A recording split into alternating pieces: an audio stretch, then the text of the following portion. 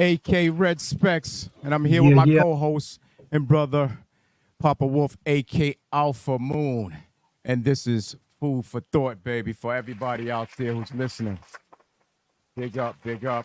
Live every Thursday night from 8 to 10 p.m. We'll be discussing food, music, and the And the truth. truth. Streaming on all live platforms, all major platforms. A new year calls for a new podcast, and that's us. So let's get into this episode.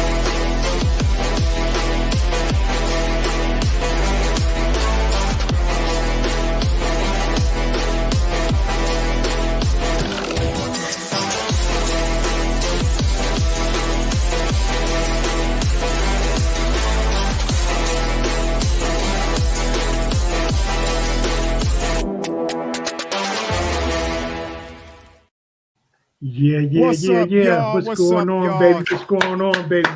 Welcome for Food for Thought. I'm your host, Trent Small, the chef, a.k.a. Red Specs, and I'm here with my brother and co-host, Papa Wolf, a.k.a. Yeah. Alpha Moon. Thanks for everybody tuning in, all the listeners tuning in and that took the time out and to listen to us today here at Food for Thought, baby, because without y'all, it wouldn't be us. Facts. So if you would be so kind as to like, follow, share, subscribe, and hit that notification so you don't miss an episode, we will appreciate it. Hit that notification, just like my brother Derek said. Yeah. Also, you can check us out at Facebook at Trent Small, Facebook at Derek Moon, What? IG at Food for Thought _ IG at Papa Wolf 416, YouTube at Food for Thought FFT, and Twitch at Food for Thought. Yo, Yeah. what's up, D? Oh, you know we ready to get into it, man. So how was your weekend, man? How's things been going on, man?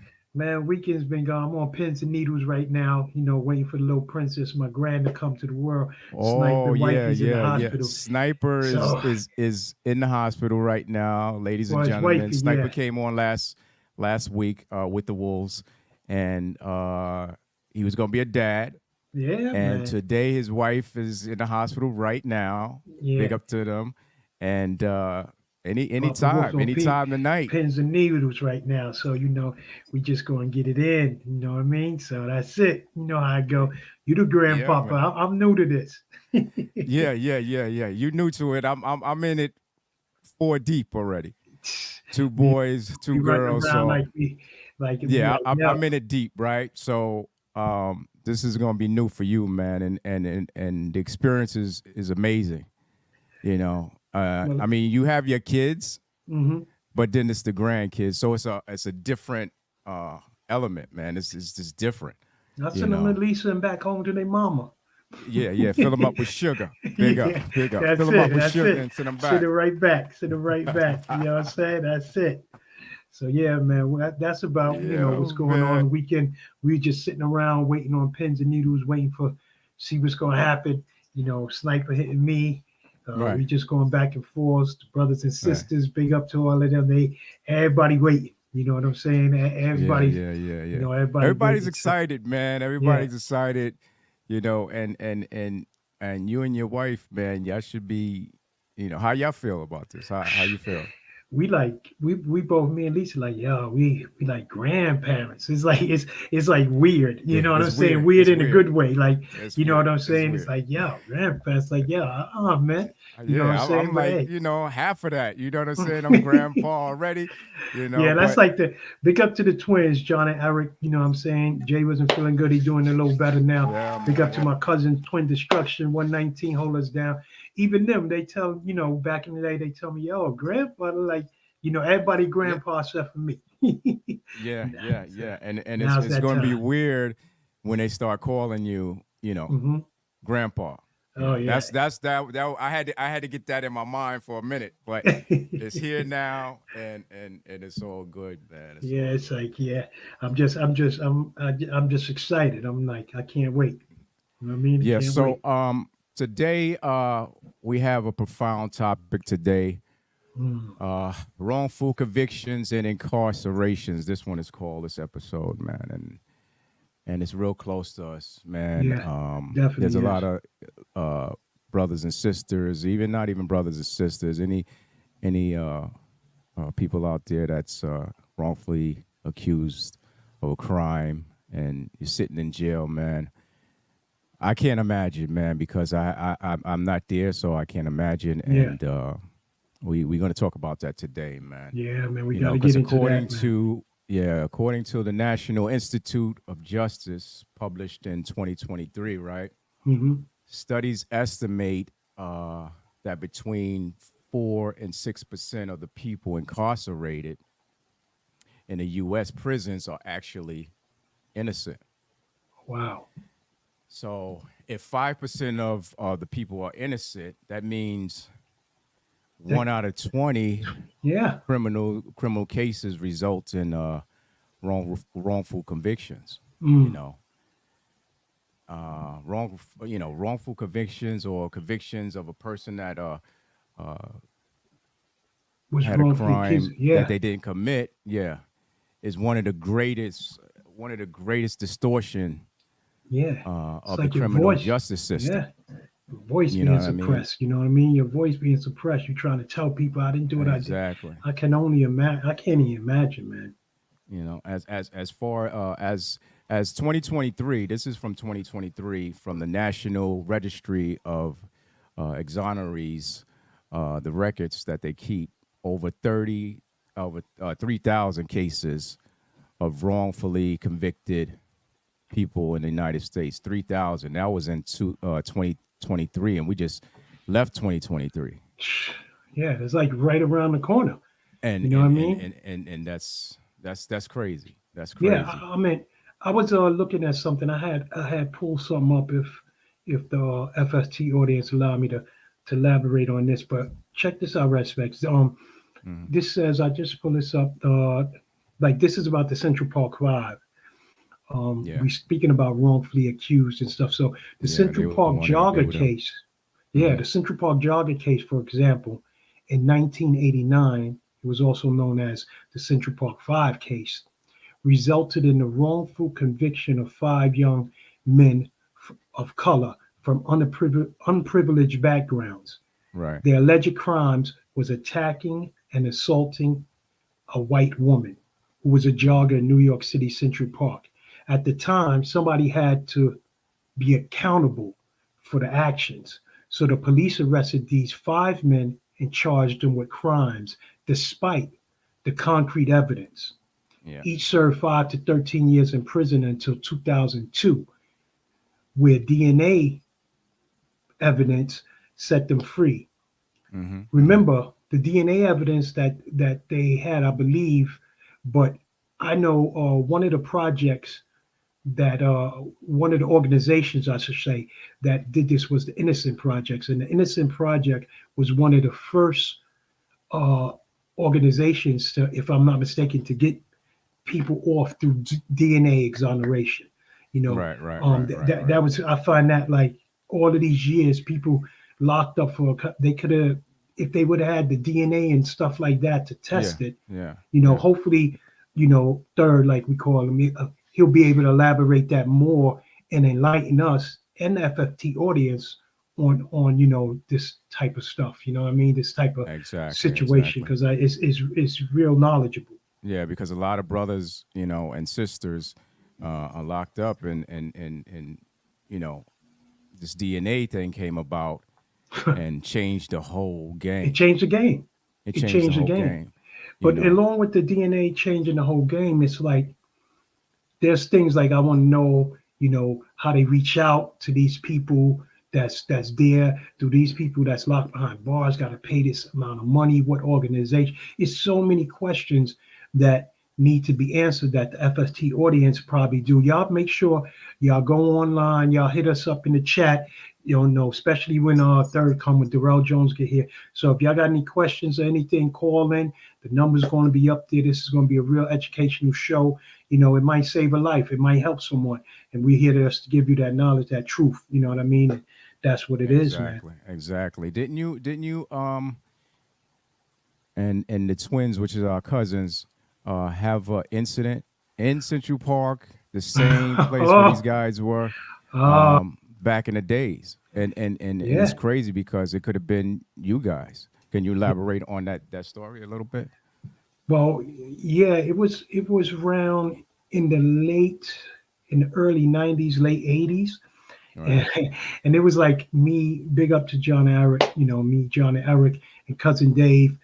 Cousin Dave was a little playboy, so we always used to cut across Central Park to go to the West Side to the projects because Dave had his little girl and she hooked us up with different girls. So we would cut across the project. I mean, across Central Park to He gonna go. get you because you you tell him about his little girls. Hey, He yo, gonna get you when you that's it. see him. Hey, he got us in trouble with that. So we got across there one night, and this true story. And now we walking, and as we walking down the road, get ready to cut across, the jogging path. We see a purse, a wallet, and things in the street, in the thing. Sound So like the a twin setup picks up there. one. Yeah, but Hmm. we was young, we didn't know. The Yeah, twins yeah, picked that up looked a like a set. wallet. Yeah. And then when he picked up the wallet, we was like, yo, what's that? We thinking like, yo, we found somebody dropped Right. something. Then all Right. of a sudden, cop car comes. Yeah, Get that's a against the setup, car. Z. Yeah, it was like it's the most craziest thing, but it was a life-changing thing for us too. And I'll tell you why that was. It's because when they came, like the car came and they had two people in the back, two white men. And when the police car pulled up, they was like, get against the car, get against the car. So all of us put our, hands on the car, get ready for the position. We used to that from, living in the hood, Right, that's right. what happens. So they was like, what are you doing here? Twin, like, yo, we going to see some girls, my cousin Dave. So what you doing with that in your hand? He was like, this is what I found on the floor. So then one of the people get out the car, white man, Caucasian man, and he Hmm. says, those are the guys like that. So we like, what? You know what I'm saying? Like, we looking like, Yeah, yeah. what are you talking about? So soon as Eric looked at the jogger and said, what are you talking about? Yo, 5-0 police slapped hellfire out him for no Mm. reason. For Hmm. no reason. It was like, what? We just going to see bang. Then me and Dave and us was like, yo, you don't say no, don't say nothing. If it wasn't for that other jogger, to Hmm. fast forward the story, chop cheese it up Harlem style. If the other jogger got out the car and was like, those are not the guys, but the Right. other one kept persisting that we That it was, was you. that it Right. was us. And we was like, we was giving the rundown, like, yo, we just going to see the girls. We found this in the road. He went, and then the other one he was adamant. And to this day, bless him, because we could have ended up like somebody else. And the Yeah, cop was yeah. like, get out of here, get the F out of here, don't come back here. We ain't even know to go, but I'm gonna get a street. We ain't even know to go to 103rd Anthony, or just, you know what I'm saying, or just Yeah, forget yeah. Just get this. You out know of what I'm there. saying? Yeah, Just get out yeah, of there. yeah. So we went way back around the way, and we never cut through that park. And it was in an evening time too. It wasn't late at Yeah, night. it's So crazy. That's crazy. That's yeah. crazy. So And it's yeah. it's If the crazy twins, because you the there, call in, um yeah. co-sign that. What's up? What's up, Bob? I see you, Bob, Lisa, in the Yeah. chat. Yeah. Um, the Innocent Project team that you talked about earlier, Hmm. like you said, exonerated. They help exonerated 9 people Oh. in 2023 from Hawaii and from upstate up here, Syracuse, New Hmm. York. And together it was 9 men, 9 people. And out of those 9 people, combined, the guys did 212 years in prison Wow. before getting exonerated, right? That's crazy. That's some numbers, man. Can you That's imagine? that's Can you numbers. That's imagine with all numbers. like Numbers what? you would never get back. Number you Yeah, from your kids having kids, your you grandkids lost a to lot. part, you lost a lot. And finally, they was exonerated, Hmm. and now they're home. Thank God, trying to make up for decades, of loss, with their loved ones. So Hmm. just big up to them people, man, and Yeah, and it's and, like and glad that they home, man. yeah, And everybody that I know that been that did some time or whatever, man, I'm glad y'all came home. You know what I'm saying? Some Mm-hmm. brothers and sisters are not even coming home. You know, Yeah. with that being said, listen, today is going to be a special episode here on FST. We're going to be discussing people, of course, who's wrongfully accused and Yeah. incarcerated. Our guest today will be Darrell Jones. We know him as Third Eye. You know what I'm saying? He's one of those persons that was wrongfully incarcerated, and he spent 32 years of his life because of it. So we want to hear his story. I mean, Red Specs, as you was talking, I'm sitting down here writing down little notes that I want to ask Third. You know what I'm saying? Because I think it's important. You know what I'm saying? And like I know you be laughing at me and stuff like, yeah, Yeah. there's some things that like, yeah, I want to know. Like you was telling us about the, those other seven people. I want to Yeah. know if he heard about them. Did they link up? I think I did see one of his shows, like one of his things on YouTube, one of them, and Mm-hmm. I Mm-hmm. think he mentioned it. So that's what I Yeah. wanted The to the ask the him because yeah. I know he's Yeah. involved in a lot of different things. So Yeah. Yeah. He will, and we're gonna talk to him today. We have so much to talk about today, right? yeah, I'm on the So my roll. cooking segment will not be presented today. This is a serious and deep matter that we just want to get into it and stuff like that because it's very important, man. Uh, I'm looking at the chats. Vernon in the chat, he said, "Yo, D, talk about when you and Dave went to Buffalo, and the cops said you was a Oh murderer." wow. I don't. I didn't even. Wow, big Yeah, up, Bob told cousin me that. Bird. Yeah, Yeah, yo. Bob told me See, I about told that. you, I don't know. Dave. If you in the chat, cousin Dave, man, call in, hit the chat or something so you could co-sign this. Bob, thank you. I didn't forget about it, but yeah, again, Dave and me going up to Syracuse to go see his girlfriend or something like that, and we were in a Nova. He had one of those 1961 Nova, Chevy and Novas. Yeah, yeah, and yeah, yeah, again, yeah, yeah. the Big up to twin the was with Novas, us. man. Yeah, the twin was with us as well. And when we get there, we like pass the Bear Mountain and all that stuff, and then all of a sudden, you know, light sirens and all this and that kind of stuff, and then cop pull over, state trooper or whatever it was, get out the car. We all get out the car, the same usual thing, and the next thing you know, they go off to the side. Now I'm a city boy. It's dark Right, up there. I don't know nothing about, none of that stuff. So I see the woods and everything, and I know the woods is like one thing. My first thing I'm thinking is like, yo, try to bolt and get out of here. You know what I'm saying? right, But I'm right, like, right. I'm not going to do that. So Dave is, talking to him where we going, what town and all this. Man, that guy, that officer said, "You come here." I walk over, he snatched me up, throws me in the back of the car, and then they tell David and the follower. We go to some precinct, they pull Right. out some rap sheet talking about Derek Moon. Yeah, you wanted for murder, this. Yo, man, I said, what? Yeah, Jay was yeah, like, the yeah. twin was like, get out of here. We stood there all morning, like It's all crazy. morning. I It's think they were crazy. just trying to like scare us so we won't come back to that town or something like Yeah, that. yeah, yeah, But till this day, I never set foot back over you again. You know what I'm saying? yeah, Like you, yeah, Bob. Thanks for reminding me about that. That's facts, yeah, facts. I had a yeah, lot of those close calls like that. You know what I'm saying? That's yeah. why I said this could have So been anybody's story. yeah, so we met third Oh, um a yeah, while back. a while back.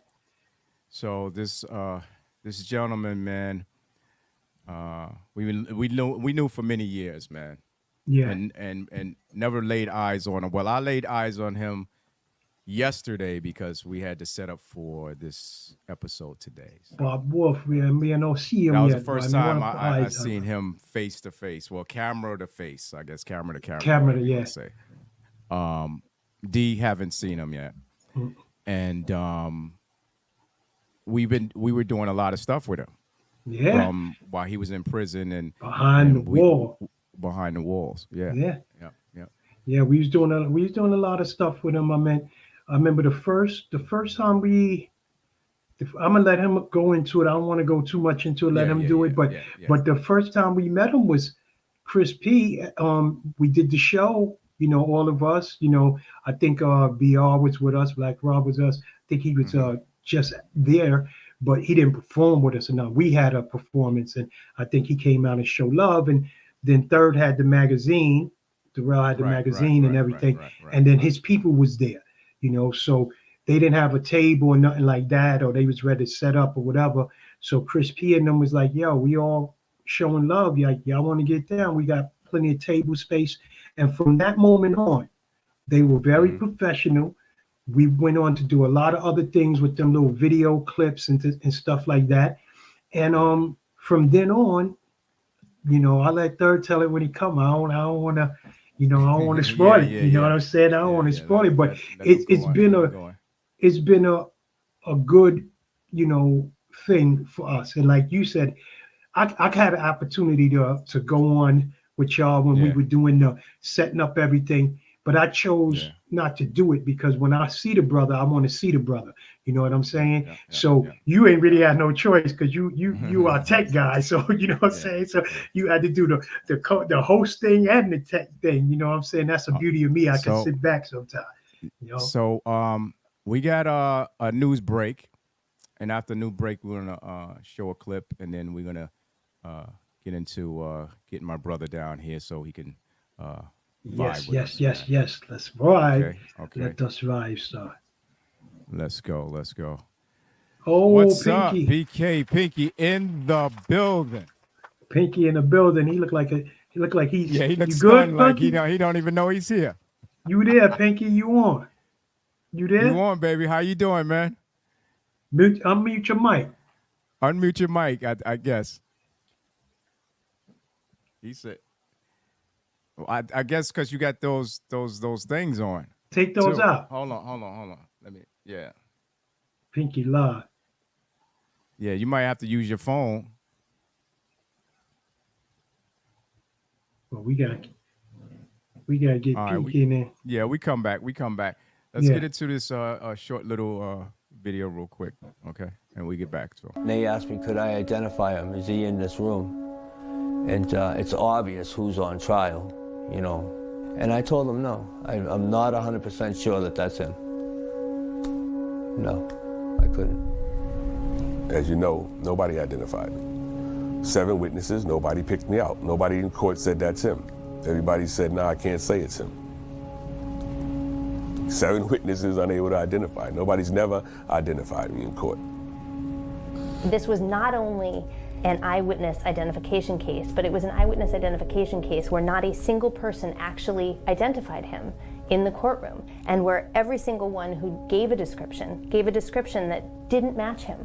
You know, it described a shooter who was 6 inches to a foot shorter than the individual who was killed.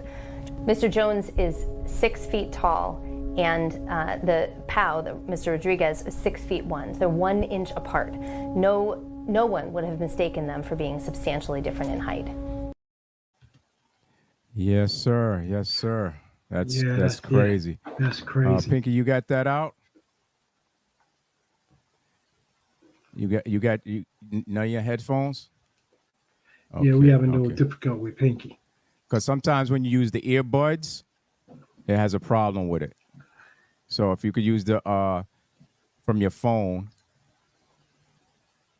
I don't think he hear you. No, you don't hear me. That's all right. You don't hear me, right? He said he don't hear me. I know he has something all to right, say. That's why we'll come back. We come back to you, bro. We come back. We come back to you. We're gonna fix his audio, and then we're gonna come back to Pinky for the news. Yeah, we got. Yeah, so welcome back, man, to the show. Thanks for joining us today. We have our guest is our Boston's own Darrell Jones. Like I said, this gentleman is a stand-up dude, man, and he was incarcerated in 1986 and spent 32 years in prison for a crime he didn't commit. Now he's out, and he wants to help others out there that's having the same issue that he went through. And I want y'all to make some noise for my brother, Darrell Jones. Yeah. What's up, brother? What's Peace. going on, man? Yeah. Peace. Bless. We Uncle good. Wolf, See you. how are you, man? Yeah, man. Wow. I'm here. Good. I'm here. So What's this, going on? so this is the first time you laying eyes on D. And, Yeah. And D Yeah. catch me tired, man, because we've been working on this early Yo, morning. Aura. You know what I Yeah. mean? It's all love, man. Hey, listen. Go up, man. It's good to see you. Yeah, man. man.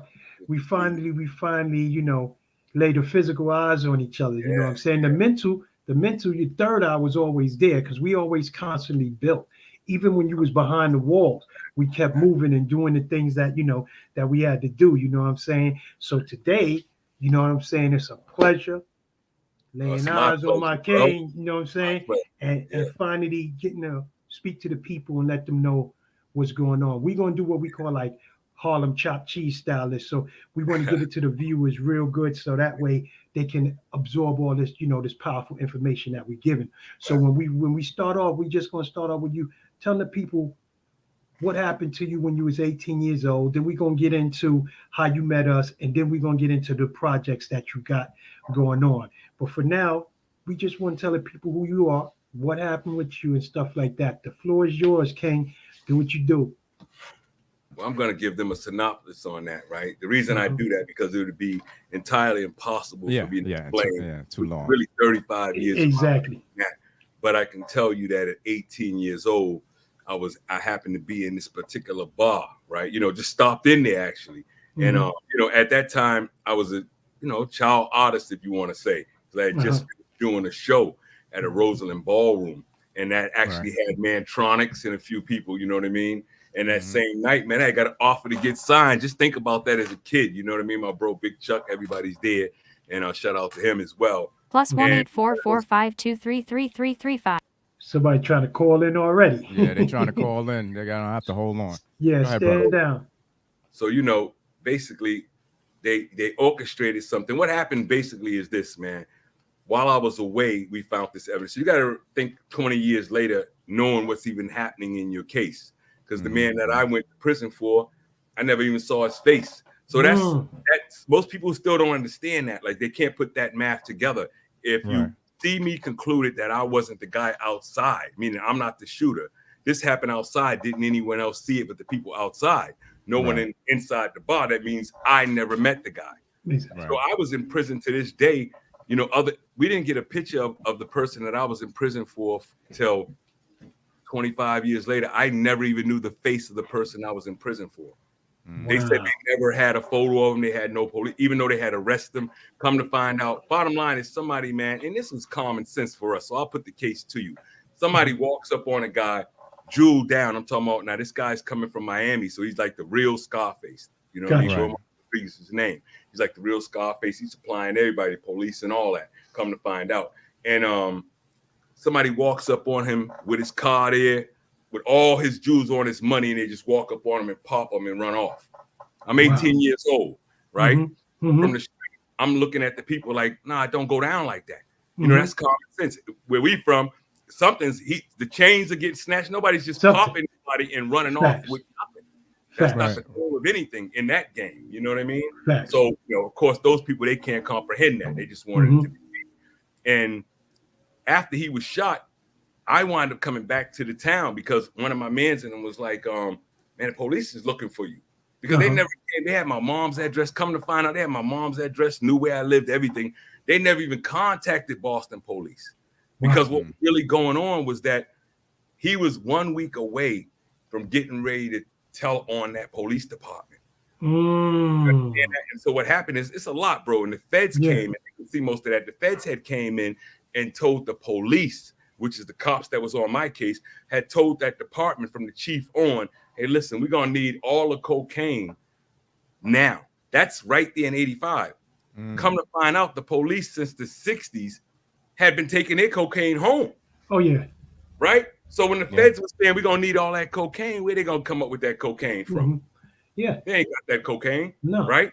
So this guy here got something on him. He been, they've been working it. They've been doing what they've been doing. Somebody popped him to get him out of the way. You understand that? That's just great. They need to get him out of the way. We didn't find it out till later. While I'm in prison, 10 years later, man, I'm at one jail and say 20 miles away at another jail in Massachusetts is the chief of police, the cat that was in charge of my investigation. He got 10 years for stealing cocaine. So there was dirty altogether. Wait. The guy that was in charge of if you pop him up right now, his name is Richard Sprouse, and listen to what he's saying on me. He doesn't even, when they finally interview him way after he done did his time and got out and all that, he's the guy that get up there. Anybody can look, Richard Sprouse, right? That's the heavyset guy. Yeah, it's on that WGBH clip on YouTube. I've seen it. And he gets on there and says, I know all the bad guys. This guy's name never ring the bell. I know. He says everything opposite, where's the smoking gun? Imagine him saying, after I done did all this time, him saying, I just don't see the evidence. You're the guy that's in charge of the investigation. You know what I'm saying? So the other police, man, they manipulated it the way they wanted to manipulate it. I never got identified by anybody.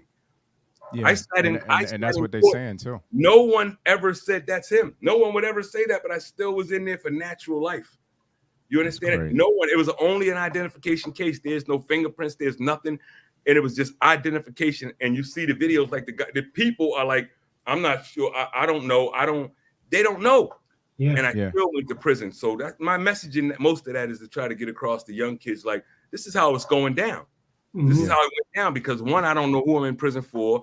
You don't know what it's like, man, waking up maybe, every 4 and 5 years and literally having a day in your cell where I'm making up a character. I'm drawing him up, man. I'm drawing him up, like trying to, there's no picture. His family never came to court, no family, anything. Nobody never got involved. It was like just me and him. So I tell everybody to this day, it's me and him.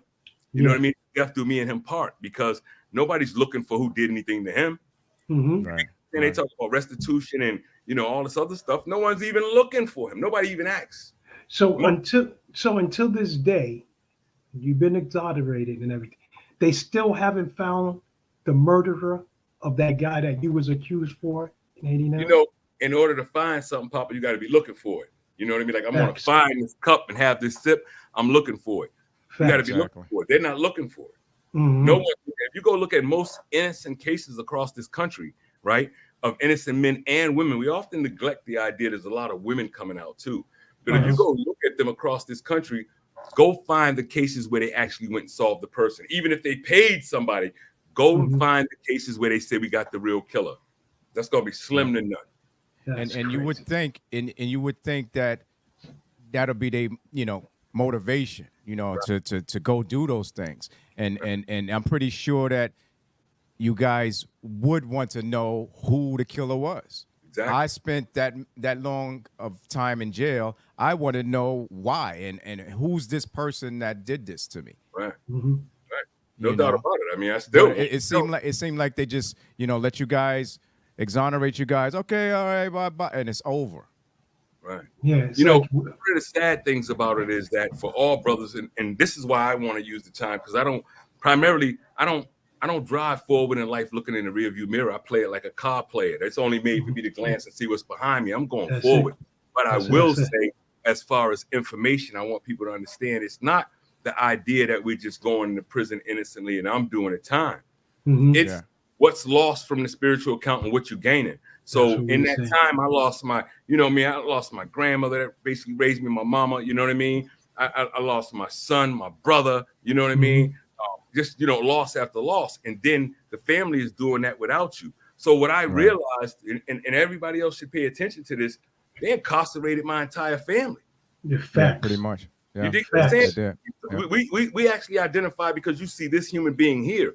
But in my heart and mind, I'm going, oh, you hit my family extremely hard. You incarcerated them because they got to visit. They got to take calls. They got to be told when they can't come in with what they're wearing, right? So whose issue is this, D? You know what I mean? Just think about this trend. Whose issue is this? And when I usually ask that question of whose issue is it, people don't think it's their issue, but it's a public issue. No. Yeah. You know why it's a public issue? I'll give you an example. When you get convicted, state versus, right? Or Commonwealth versus, in my case, Commonwealth versus Jones. No district attorney in this country can just jump up and be like, I'm representing me and I feel like putting Papa Wolf in prison and this is what he did. That's why they get up and say, Your Honor, on behalf of the state. So really, they're saying on behalf of Trent and behalf of Papa Wolf, whoever's in your state, that you all are down with it. Like, we vouch for that, right? So that's what happens. They got the backing of a community that never even knew the case. Yeah, the community ain't co-signing. Right. Yeah. I know. They don't even know I'm there. Yeah. They don't even know I'm there. Facts. Yeah. I know. You told us your son and grandma passed away while you were incarcerated. My brother as well. Yeah. Can you tell the viewers what happened to him or her? And two, you stated also in the interview that I've seen not too long ago that you weren't allowed to attend their funerals. You know, can you? So in the order, man. How did you feel about that, and why did they even do that? In the order: homicide, cancer. Right. You know, number one cause killers of blacks. Cancer got to be in there. You feel me? So my grandmother dies of cancer. Both of them are homicides, right?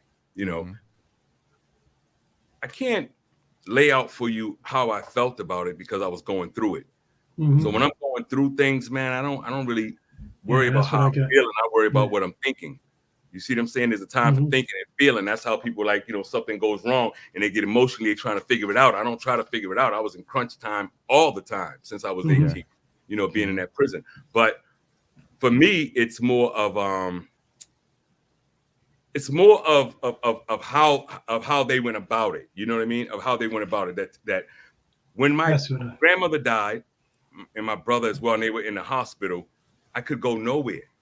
Right. So I happened to be in a hole, you know, because I was always beefing with the administration. So I'm in a hole.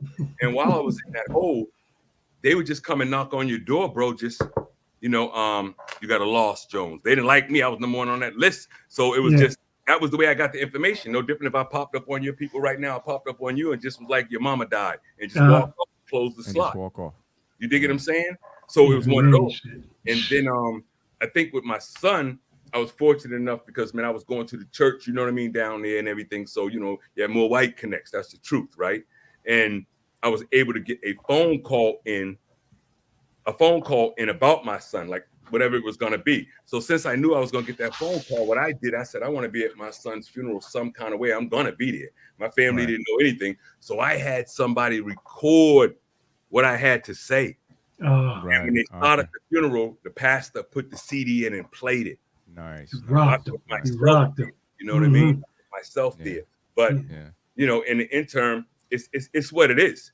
I couldn't go. All my information was knock on the door and your family's gone. You know, and then in the end, I'm not the guy that's supposed to be going through any of that. Yeah, exactly. I'm not supposed to be there, period. So you can't pay me back for that. You don't get to run that. That don't run back. You dig what I'm saying? These are the most valuable things. My spiritual account, they look at people out here, man, are so obsessed to soul selling for the dollar that they don't even think they have a spiritual account. Nothing to put in. You know what I mean? When it's time to step up, man, to this plate right here, you got nothing to pull out there, right? You got nothing to pull out there. So the idea for me was just to keep working on that. Like, you trying to break me. That's one thing I was conscious of in there. And that's all they all, you know, they do that in prison all the time. They try to break you down, your spirit, your mind, body, and soul. That's what I wanted to ask. Like, as an 18-year-old, you know what I'm saying? Like, for a young person that's going in there, I know you 89, but it doesn't really matter the age of that someone listening out there. How do they prepare their mind for something like that? Like, in this day and age, you're getting a person going in, getting locked up, wrongly accused. How do they read a lot? Do they seek counseling? What do they do? Because I'm sure there's a lot of people that's in there now. Like, what do they do to occupy their time? If you understand what I'm trying to say, you know what I'm saying? You have the same options, right? It's like a litmus test on brothers now. You have the same options you have out here, and I don't mean all this technology or access to things and parties. I mean in terms of what you're going to do with yourself. Now, the idea is books, basketball, right? Weights. Those are going to be the primaries in the penitentiary in that football game on the TV. That is the penitentiary, and you know the other moves that go on. That's daily living, right? Yeah, you got to make a decision with that. But all I found out was this is how I really got hip. You know, I'm going into 85 now, mind you. This is how I got hip. It's somewhere about 88, 89, they were changing it because this guy, Willie Horton, that the prison I was in had the highest murder rate in the country, Walpole Prison, in the country, right? Wow. So this guy, Willie Horton, you'd probably be hip to him if you look at Dukakis, who was running for president. He's the reason why Dukakis didn't make it to the presidency. His name is Willie Horton, and it was a brother, man. So back then, believe it or not, dudes were going home on furloughs with Natural Life for weekends. Oh, wow. Hundreds and hundreds for years were going home. I mean, and they had bodies and everything, but they were going home on weekends after they did so much time. This guy, man, you know, they let him out, and on one weekend he went to Baltimore somewhere and raped up a couple, and he did all kind of heinous things, and that cost Dukakis the election. Otherwise, that dude Dukakis would have been a president most likely. That cost him. And so the prison was changing constantly. You see what I'm saying? The prison was changing constantly. So I had the option, man, like, you know what? They got a law library. I'm going to learn law. You feel me? Like, I looked at it like, these are the tools that I'm going to have to fight you back with. Plus, to get you out of there. Because it ain't me. And I couldn't depend on nobody else. I already knew from the lawyer I had. So and if you see in the case, the attorney that I had, Liar Elias, right? Not only did he trick me as an 18-year-old kid, because I'm the only one since 1967, when I'm born, I'm the only one, man, that he had in a prison dock. I sat in the prison dock my whole trial, which is like a car and a half length away in the back. Never sat with the lawyer. He sat there and they did my whole trial. I've seen the video. Since 67. I'm the only guy they pulled that on, and he said he liked to be alone when he working, right? That was what he used, and the judge said, okay. I'm in prison. These are the things that are happening to me, man, in the joint. I'm in prison. I'm watching TV. If you look it up right now, and I'm watching, and I'm seeing that serial killer dude. They got the white dude sitting right next to the lawyer. He's sitting right next to my lawyer. He's a serial killer. Yeah. And this is years later, and I'm going. And he won't even let you next to him.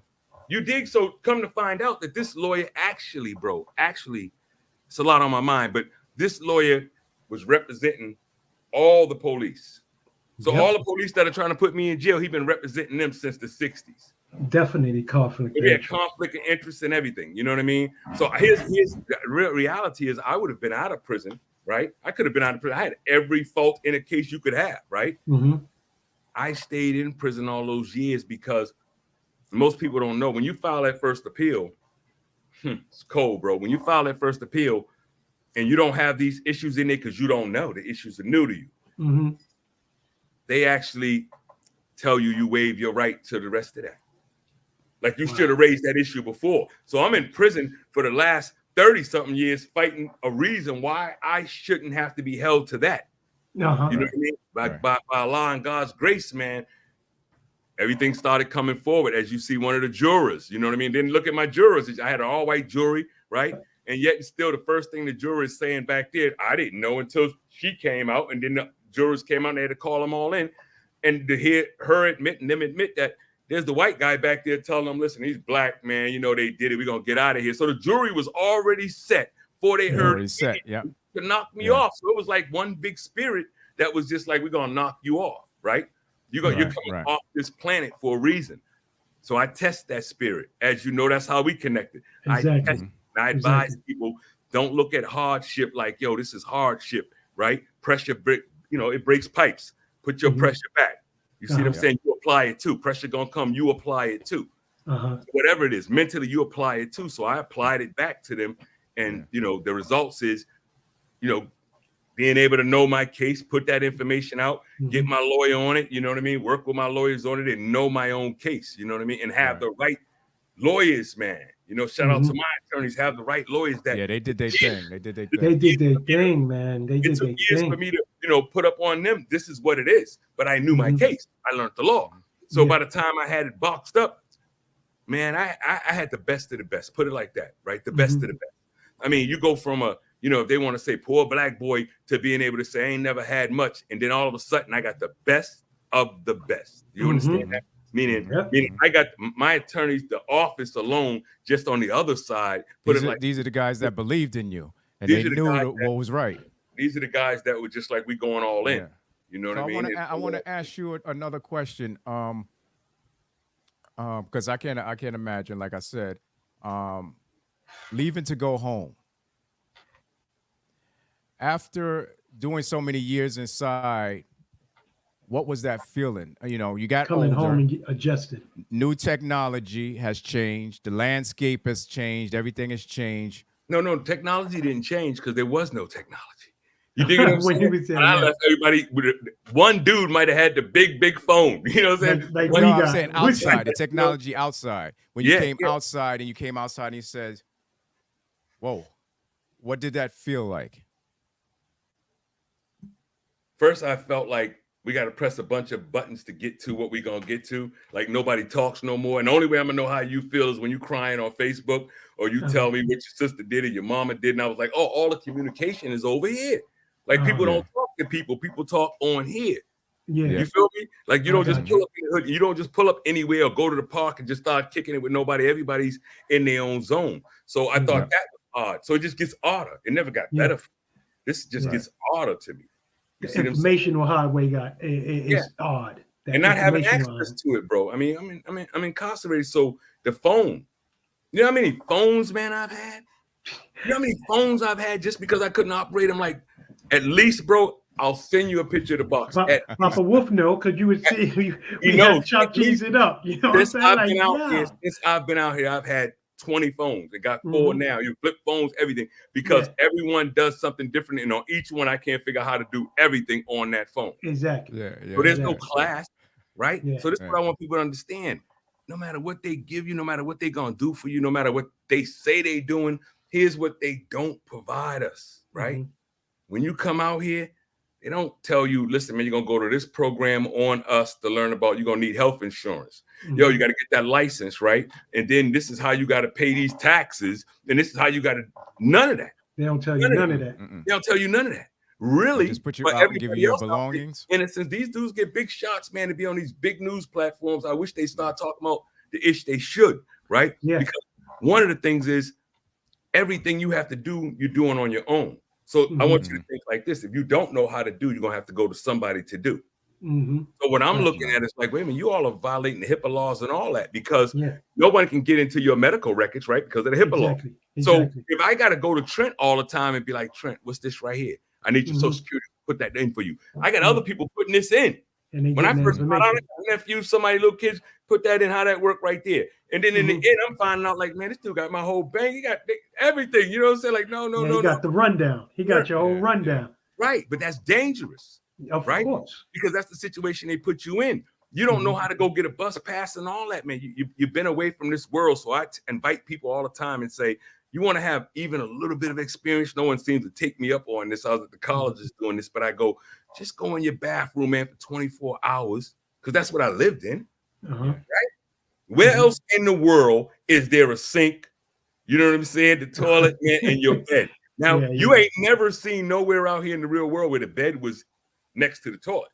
Right next to your head. You dig what I'm saying? That close of a vicinity. Right. So I tell people, yo, you really want to know, don't always ask me like, man, what does that feel like? You go do 24 hours in there. Don't bring none of your phone. Don't bring none of your grub, your snack. It's just you.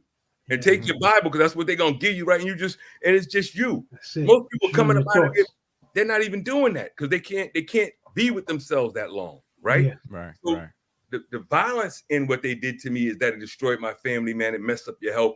You react different to people out here that you don't even know you're reacting because a lot of, you know, I've been the same way since you know me. I talk like I talk. Facts. Right? We talked about that before. Yeah. We talked about that, you know. So, and those that really know me go, yo, man, the way you talk to you, you'll be all thrown off. But those that know me like you, this is just my pattern. And I go, hey, listen, man, from childhood on, something else didn't happen to this to happen. Don't stop worrying about how many times my hand are moving or how I'm saying it. Look at the goal. That's what happened with us. You guys looked at the goal like, yo, we banging. You know what I mean? We all looked at the goal. What is he doing? Out here, I find that people are just more or less like, nah, you should con me. Don't say it straight. Like they don't want the Malcolm X, you bite your tongue, it bleed. You know what I mean? They want you to con them. Like they literally blow up the people on here on YouTube or whatever who get on it fast, you know, and bring some just talking about that. Or when you see rappers literally in your face today talking about, yeah, we just making that up. I ain't got to do none of that. I ain't never did none of that. And I go, how many brothers and sisters are in the ground for keeping it real? Yeah. You understand that? To have somebody else come up, man, and just bottom line is out here. They trying to take the crown from a king and put it on a clown, man. That's what they're trying to do out here. You feel me? Yeah. That's what they're trying to do. What you got to do? Trying to take the crown. You know what I mean? For all of us can put it on a clown. What I wanted to find out too, I've been writing some questions down as you talk. Pardon me. How can, because I'm all about trying to educate people and giving them information, food for thought, you know what I'm saying, build their mind, so that their soul could be free. Right. Somebody that's locked up now or somebody's family, how can they get in touch with a program that you was involved with when you was incarcerated? Because like you said, little poor guy, now you got the best of the best. Some of these guys are from the hood, different things. And how do they get that element? That's the first part. Second part is Terry Lynn Starks. Yeah. Could you tell the people how that person played a critical role in your case? I'm gonna do this way. I'm gonna any way you want to do it, baby. I'm gonna go from Terry, and then I'd like you to reassess that question for me, right? The first one. But here's the thing with Terry Lynn Starks. Let me say this. Terry Lynn Starks, you can see the video, you know what it is, you know what I mean? And she had been on other cases, put it like where that. Where they can see this video? Where can they see the video? I'm out in the spot, and I'm like, not hot, actually. So tell, we know, so tell the viewers who she is. And where they can see this video. Right, so she's a witness in my case, right? You know what I mean? A witness in my case that they made use of, and they had been making use of. Mm-hmm. But this is why this is important to me. I might see it different than other people, right? Mm-hmm.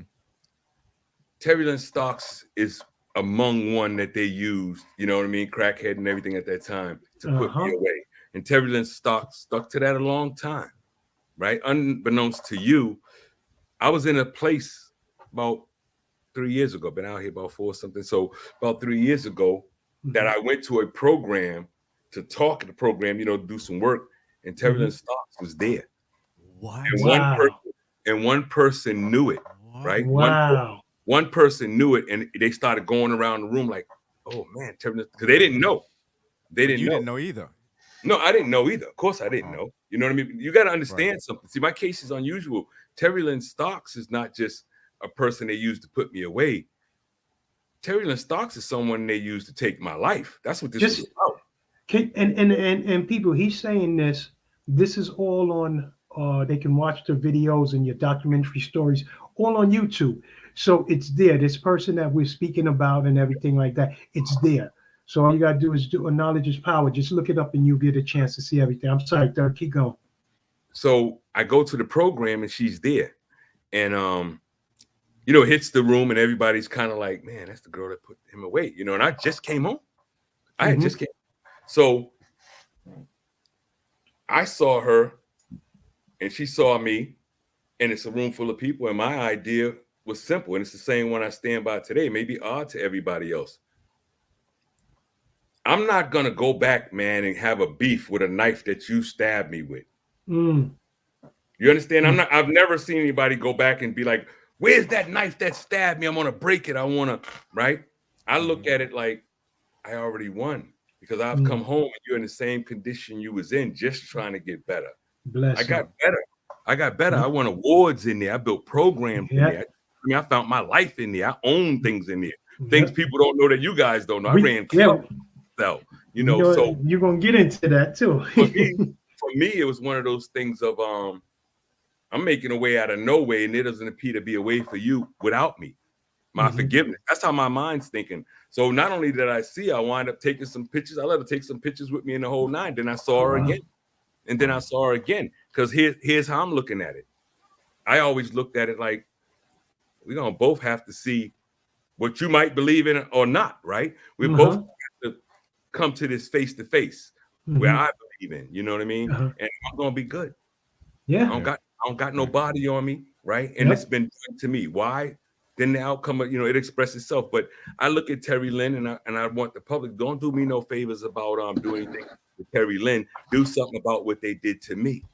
You see that they did to others. That's what I'm looking at. So I can never think about a Terry Lynn, anybody else in that case until I think about the people that did it to me, because they're continuing to do it. They'll continue to do it, right?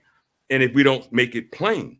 And so there's a lot of dialogue, man. You know, our people out here now seem not to be able to say much of anything without a national anthem behind it. Remember in the movie "I'ma Get You Sucker," and he had the band behind him and everything he did? Yeah, everywhere he walked around, he had that band.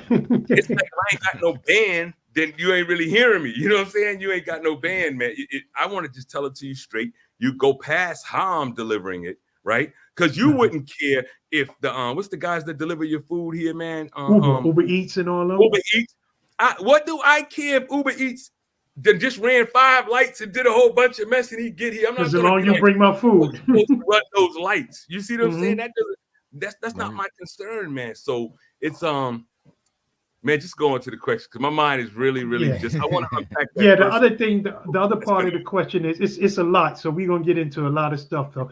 But the other thing is, I was saying, if someone's out there and they're looking to link up or hook up like with the programs that you was with, like the Innocent Projects and different places, where can they go to look for that? Do they search them on the internet? Is there some type of organization that you know offhand, or maybe you could give us later and we could put it up to try to help the people that's inside, you know what I'm saying, and that's faced with these problems and they don't have legal advice or nowhere to go, and they know they're innocent, but they you know, do you have, or maybe sometime later on you could just give it to us so we could give it and put it up, because we like to share that on our Facebook. In terms of something that might be able to help the person out in that instance, in that situation. Exactly. If you even know any I of want them. people to know the difference. I want people to know the difference right now. So me, myself, I didn't get out through a Innocence Project. Oh, right? okay. Right. A lot of people don't understand, and a lot of people didn't get out from an Innocence Project. Right. I got out through Lisa Kavanaugh and CPCS. You know what I mean? Which is like one of those low funded things that they get funding just to help out. Right. And you know, and people should know that, because they always donate everything to the Innocent Project. That's all they know. Okay. That's right. Okay. But if you go to every state, you'll realize every state has a different Innocence Project. Right. So I used to go to conference and everything, no disrespect to the Innocence Project itself.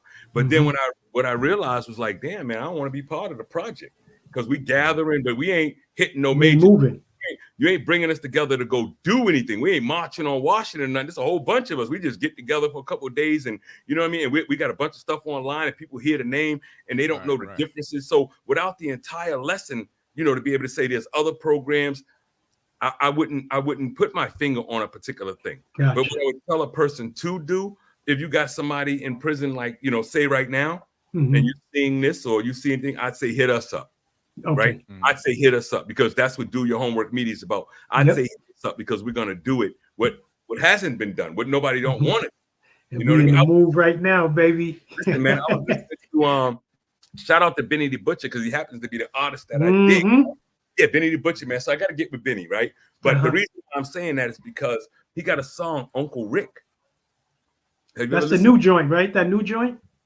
Uncle Rick. I like Broken Bottles. It's on that same joint, I think, right? But it's title of his Uncle Rick. And in that song, he says, my uncle just finished doing 40 years upstate, exonerated. Wow. And I went, that's in a line. Right? And he's talking about his uncle, and I'm going, yo, if Benny the Butcher knew right now, like, man, we'll make that a movement, because that's all we know now. Your uncle's just like me. In certain areas, we're gonna be known until we die, into the next innocent man, and the next innocent woman, and the next innocent child, right? Facts. You're never gonna see us as a collective unless we come out as a collective. But you can, you know, what it is that they're gonna dish brothers some paper over here, make a deal with one and let them off. You be so relieved from getting away from what we went through. That you got that what you went through, you still going through. There's no way, not one day since I've been out here that I'm not still going through what I went through, right? Yeah. Because my schedule's off. You know, if I did in 32 years and I went to sleep, man, at 5 o'clock in the morning because I ain't got nothing to do tomorrow, and I read all night, and then I come home and you know I got to get up, right? You know what I mean? I didn't have to drive. I didn't have to. What time is dinner and what we gonna have for dinner? I know we're gonna have. We're gonna have because that's it. We're gonna have carrots. We're gonna have that, and we have it at 12. I know the routine. Yeah, you know. Can you? Because I know you did a project Mr. President, right? Mm. Can you just tell us a little bit about that, because I want to play a clip from there. I want to play the Mr. President clip. So how did you come about doing that project while you were incarcerated? Can you guys give me half a second? I just got to move something right here. Do what you got to do. Yeah, no problem. Do what you got to do. Pardon me. All right. I think Pinky might be good. Let's see if Pinky's good. Pink, can you hear me? I hear you loud and clear. Pinky in the house. Pinky's in the building. I see you. I see. Yeah. Gonna run through that, or you want to hold on? Bro. Let there, please. Oh, yeah. This is our other brother. This is BK Pinky's from Brooklyn. Okay, He's our news person here on our set. He was Pinky, doing all this stuff with us when he Darrell was locked up. Jones, he was with us too. AKA Third Eye. The squad. Everything I'm missing. Yeah. Yes. And it's Yeah, kind so of he was ironic because we got a history that people wouldn't know for years without ever even touching each other, seeing each other, or being That's around. it. Yeah, Pinky, yeah, when did yeah. you ever see him? Man, that was like a couple of years ago. Did you man. you lay eyes on him physically? Not Maybe Never. physically. Not. I'm not talking in a never. video or nothing like that. I'm Oh, talking about no, yeah, not a physically, video, like you not see it now. personal. No, not Yeah. personal. No, not Yeah. personally.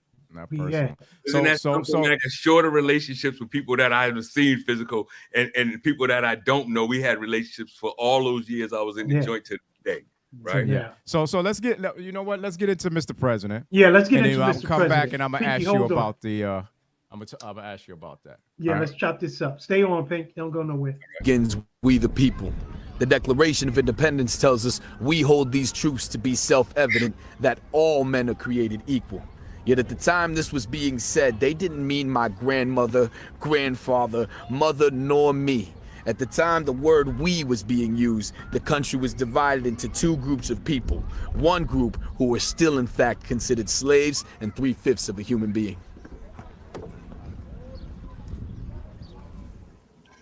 Mr. President, I watched the day of your inauguration speech as you stood on the landing of the U.S. Capitol and took your oath.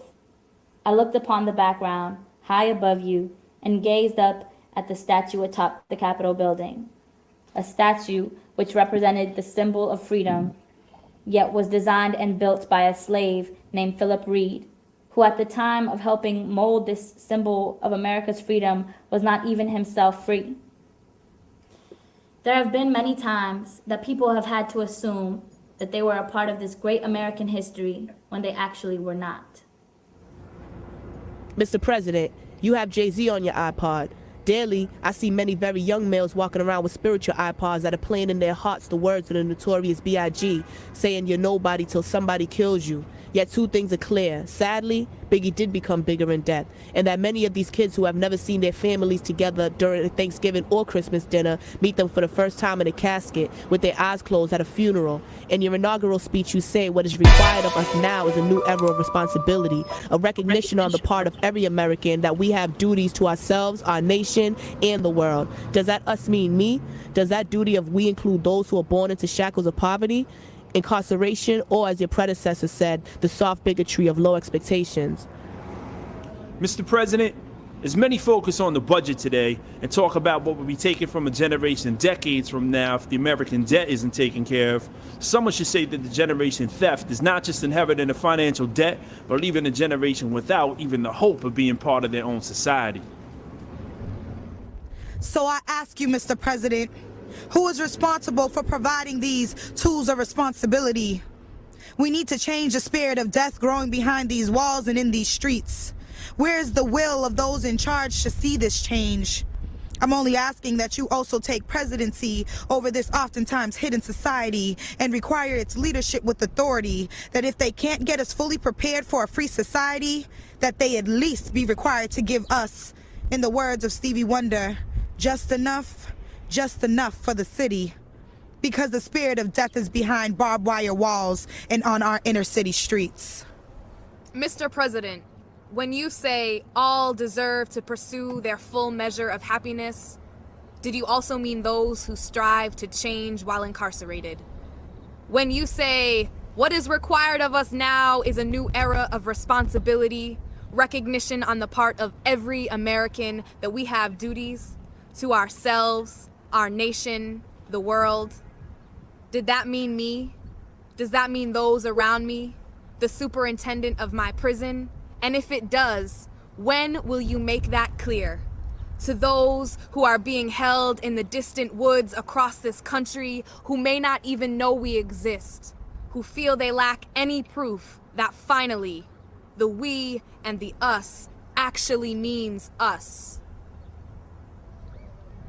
Mr. President, Martin Luther King Jr. once said, "All I'm asking of America is to be true to what you said on paper."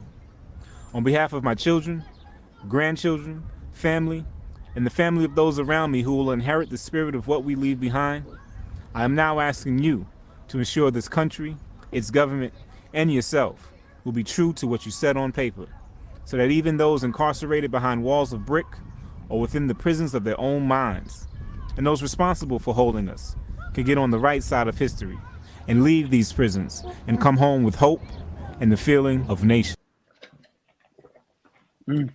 Yeah. Flashback. Yeah. I haven't. No, Remarkable. I haven't watched any of that. Not that at all. Since I've been here. Oh, we're gonna take you back. We're gonna take you back. We're gonna take you back to the man. rules and all that. We're gonna take you back. We're gonna want you to tell the people how you met us. We're gonna get to it, baby. We're gonna get to it. We got a lot, man. We got a lot. Yeah. So getting to that video there. How did you come up with that, and who's responsible for this video? I started writing it because, it just got Obama, the black president, right? And at that time, Michelle Alexander was writing, the book and so on about prisons. Everything was a conversation about prison, right? Mm-hmm. So I just thought, I'm gonna write a letter, I'm gonna write him and say what I gotta say to him. And then through that, I was able to just kind of I wanted to make it into an album. I wanted to make it into a video. And I always just caption it off and go, that's my role. You passing the baton, right? Mm-hmm. That was my role that God gave me. Come up with it, you create it, and I passed it, man. And I was just blessed to have those people in that video who read it and made the video. You know what I mean? And so we're gonna do a good job, man. They did a real good job. They're not no celebrity stars or none of that. You understand that? They just read the letter as I wrote it, right? Mm-hmm. And so he couldn't get around it rather than just a letter. In fact, we'll get into that, that feeling about Obama thing, how I see it. But it was at a time when he just got in there, and I was trying to tell him, we're in here. You need to be talking to us. They talk about us, but they never talk to us. You understand that? So when he was doing all his address, I was sitting there watching on TV damn, wouldn't it be a first black president just get up there and just break it down? I know you're there. I know some of you are there. I know there's such thing as innocent men and women, and I'm going to look into it. That never occurred. You know what I mean? But go ahead, I'm all ears. Yeah, I mean, it was cool because when you would call with a new project, I would tell the Wolves, yo, Third got a new project for us to get on. We ready to go. They was like, Pinky was there. We was in Miami, Pinky, and he was like, yo, how is he inside and we out here moving like we moving, and we over here promoting and doing, and this man coming up with the magazine, he coming up with the project, we got to go to this. It was just a beautiful thing. And I said, real recognize real. And from that day, we've been rocking ever since and doing projects, and we known each other for over 20 something years. And it's my first time from day one. When you called, we've been rocking. We've been talking for 25 something years. First time. You heard what Pinky said? He was the first Suge Knight. He was the first Suge Knight, calling the shots from behind him. Yo, make sure you on that video shit. Make sure you over there. Yo, Wolf, you over there. You got your people. Y'all got my man in them in Boston. I got the brothers from in jail. Yeah, we want to get some of the brothers that's locked behind the walls.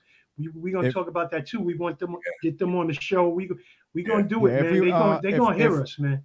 Yeah. If listeners out there, any questions for our guest, Darrell Jones, you can call 347-903-5664. You can ask them whatever questions you like. and just chop it up with them, you know? Yeah. Chop Just, it up. yeah, give your handles and everything like that. What's I up, got a Pinky? question. I got a Go ahead, question. I know a lot of people that's incarcerated now, and I just want to know what can you can say to them that give them hope, Encourage them. encouragement, yeah, to give them hope that because a lot of innocent brothers out there as well. So what can you encourage them to give them hope that still have faith? Yeah, keep fighting. That Trying they to can get come out, home keep too. fighting. I'm glad you added fighting to that. Actually, that lined right up to what I'm getting ready to tell you. I wish somebody had told me what I learned. It's just like being in the beef. Other than being knocked out, you get knocked down, right? Most people, when they say to use the word term down, I'm down or I'm depressed or whatever it is, they relate to down. But one of the conscious things that I learned is usually if you can look up, you can get up. There it goes. You can't look up no more, then you got a problem. That's right. And if you stumble, you ain't full. And that person that every day when they lay down, even when they lay down at night in that cell, homie, if you can look up, God will, tomorrow you're going to be able to get up. And when you get up, you can go find something different to look at. That would have helped me. It's right to my point. Because everything else you say, a lot of people don't know that's hard to do that to your moms or anybody else. I mean, that the prison call going to go. It's going to be somebody on there saying, baby, you take care, man, stay strong, hold your head. You really on the other line, like, that shit ain't changing nothing right now. No. You're just expecting that they telling you that. You see what I'm saying? You got to go in there, man, and men of clay. It's kind of like when God said men of clay, right? You got to think from out here when you're trying to help somebody in there, how do you help them form what they got to be in there?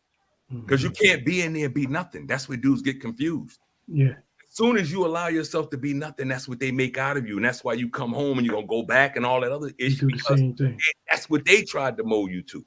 You see what I'm saying? So, I'm creative like that, man. If it was your particular person, I would literally send them a piece of clay and be like, yo, I know you. You always can be molded. So we're going to go to something different. Whether we put a book out, you got to give them something to do that we'll join to do with them. You know what I mean? Even now, we got so many avenues. You tell them to get on Real Reach, man, the magazine we got online, and start writing for it. You see what I'm saying? Tell them to come on the board of it. Once you got something inside to apply outside, you want to get to that. You want to grow that. You're alive. The idea for them is to cut you off from things. So that's what I would offer. That's what hope is, saying that something's going to help is not this thing, man. That's Jesse Jackson hope. You understand? That issue ain't going nowhere. That's Jesse Jackson. That keep hope alive. It's like the Martin Luther King slogans, man. That's why I told you I wouldn't celebrate that Martin Luther King Day. It does not make sense to me to be out here talking about Martin Luther King had a dream when I know that any dream that will not wake up, that ain't no dream. That's a nightmare. It's a nightmare. That's a nightmare. Facts. Why this dream never woke up? I don't want to be caught up in any of it. We still in the nightmare. Right, that's what I mean. The dream didn't wake up. When you have a dream, you wake up. Oh, that's death. If you didn't, if you had a dream right now, went to sleep, what they gonna say? Died in your sleep. You might have been dreaming. Right. Nobody knows. You died in your sleep. You ever had a dream? You ever had a dream that you was falling? Man, I had those dreams many times. I used to look that up. You try to wake up because you falling. Yeah. But when you wake up, now you still falling. Yeah, but be careful on that one, bro. I was having that one, man, for a minute, and that also has something to do with high blood pressure. Your ass is falling. Look into that. Look into that. That's high blood pressure. Don't just keep having a dream and keep falling. Yeah, I was tired of falling. It happened to have some relation to too much salt, too much, whatever it is. That got something to do with that. Get that checked out. Yeah, real talk. Yeah, and that's another thing. Get that checked out. And I'm pretty sure you guys weren't eating right in there. They what kind of food and stuff like that they gave you to, nothing of no nutritional value or nothing like that. All right, school lunch, leftover school lunch, man. What kind of food did you throw out today? Like that type of thing. I hear you. Right. The food in society, bro. This is the actual fact. They treat you guys worse than a pet store with the animals in the pet store better than you guys, man. And if I was in ridiculous. A pet store, bro, here's the thing: if I was in a pet store, if I had to, hold on, we got a. I'm sorry, we got a caller. Let's see if we got a caller. Akiba Briggs Hall. Hold on, To brother. accept, press 1. To send a voicemail, press 2. Caller, what's your name? Where you calling from? And what is your question? Okay, this is Briggs. I'm up in Albany, New York. Yes, Briggs. And I have a question for this gentleman. Oh, Briggs. Yes, sir. I wanted to find out, with all the things that he just went through, if he's willing to work with a celebrity like Kim Kardashian, who also was into trying to get a lot of people out of prison for wrongdoing that they really shouldn't be in jail for. So she was trying to do that with, I do believe, 2 other lawyers, and she was trying to get also past the bar exam. But would you be willing to work with people like that to kind of keep the ball rolling? Well, I believe in this, man. Let me say Thanks for your call. Thanks for your call. Thank you. My brother. Yeah, respect to your call. Let me just say this right here. I cannot afford, for the behalf of my other brothers that are still in, my other sisters, I'm home. You know what I mean? As you see every day, I tell you the hashtag is free Ricky McGee, free Fupan. You know what I mean? That's one of my brothers. That's why I do him on Wednesday on the show, because he's still there. I'm out, right? So I'm gonna have to work with what I got to work with. I mean, look at everybody else. From this whole country, half of this country, whatever percentage you want to get, is working with Trump, right?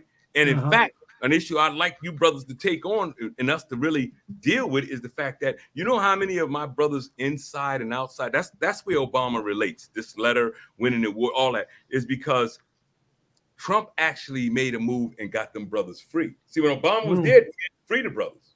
Trump did that. So now we got brothers and sisters that are supporters of his, man, cold-heartedly. He know what he was doing. You understand that? They don't see what's really getting ready to go down here in his future and what he's talking about. So this is a dangerous time. So we got to wake them up to that, right? You know, so nah. I would work with whoever I had to work with to get his name out. I'm already free. Whatever God's gonna lend to me is gonna lend to me. I met you, right? I kept that relationship, right?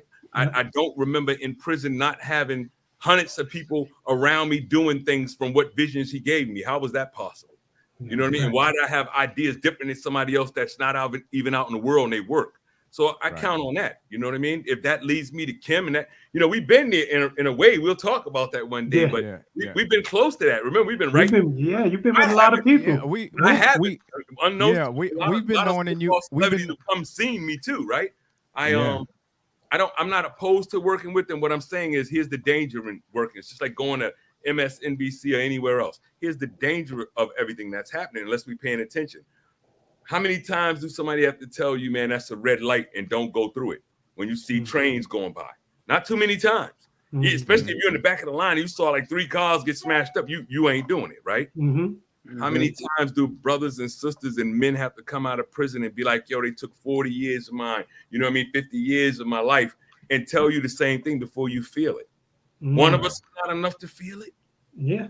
That's what's concerning me. It's like a circus show. Like, next up is this one. Like, this is going to, all it did was prove a pattern that we're going to keep doing what we're doing. So we got to put awareness to it even harder. Right. You got to So put look the at Meek awareness Mill. to people. Meek Mill got behind it. Kanye, right?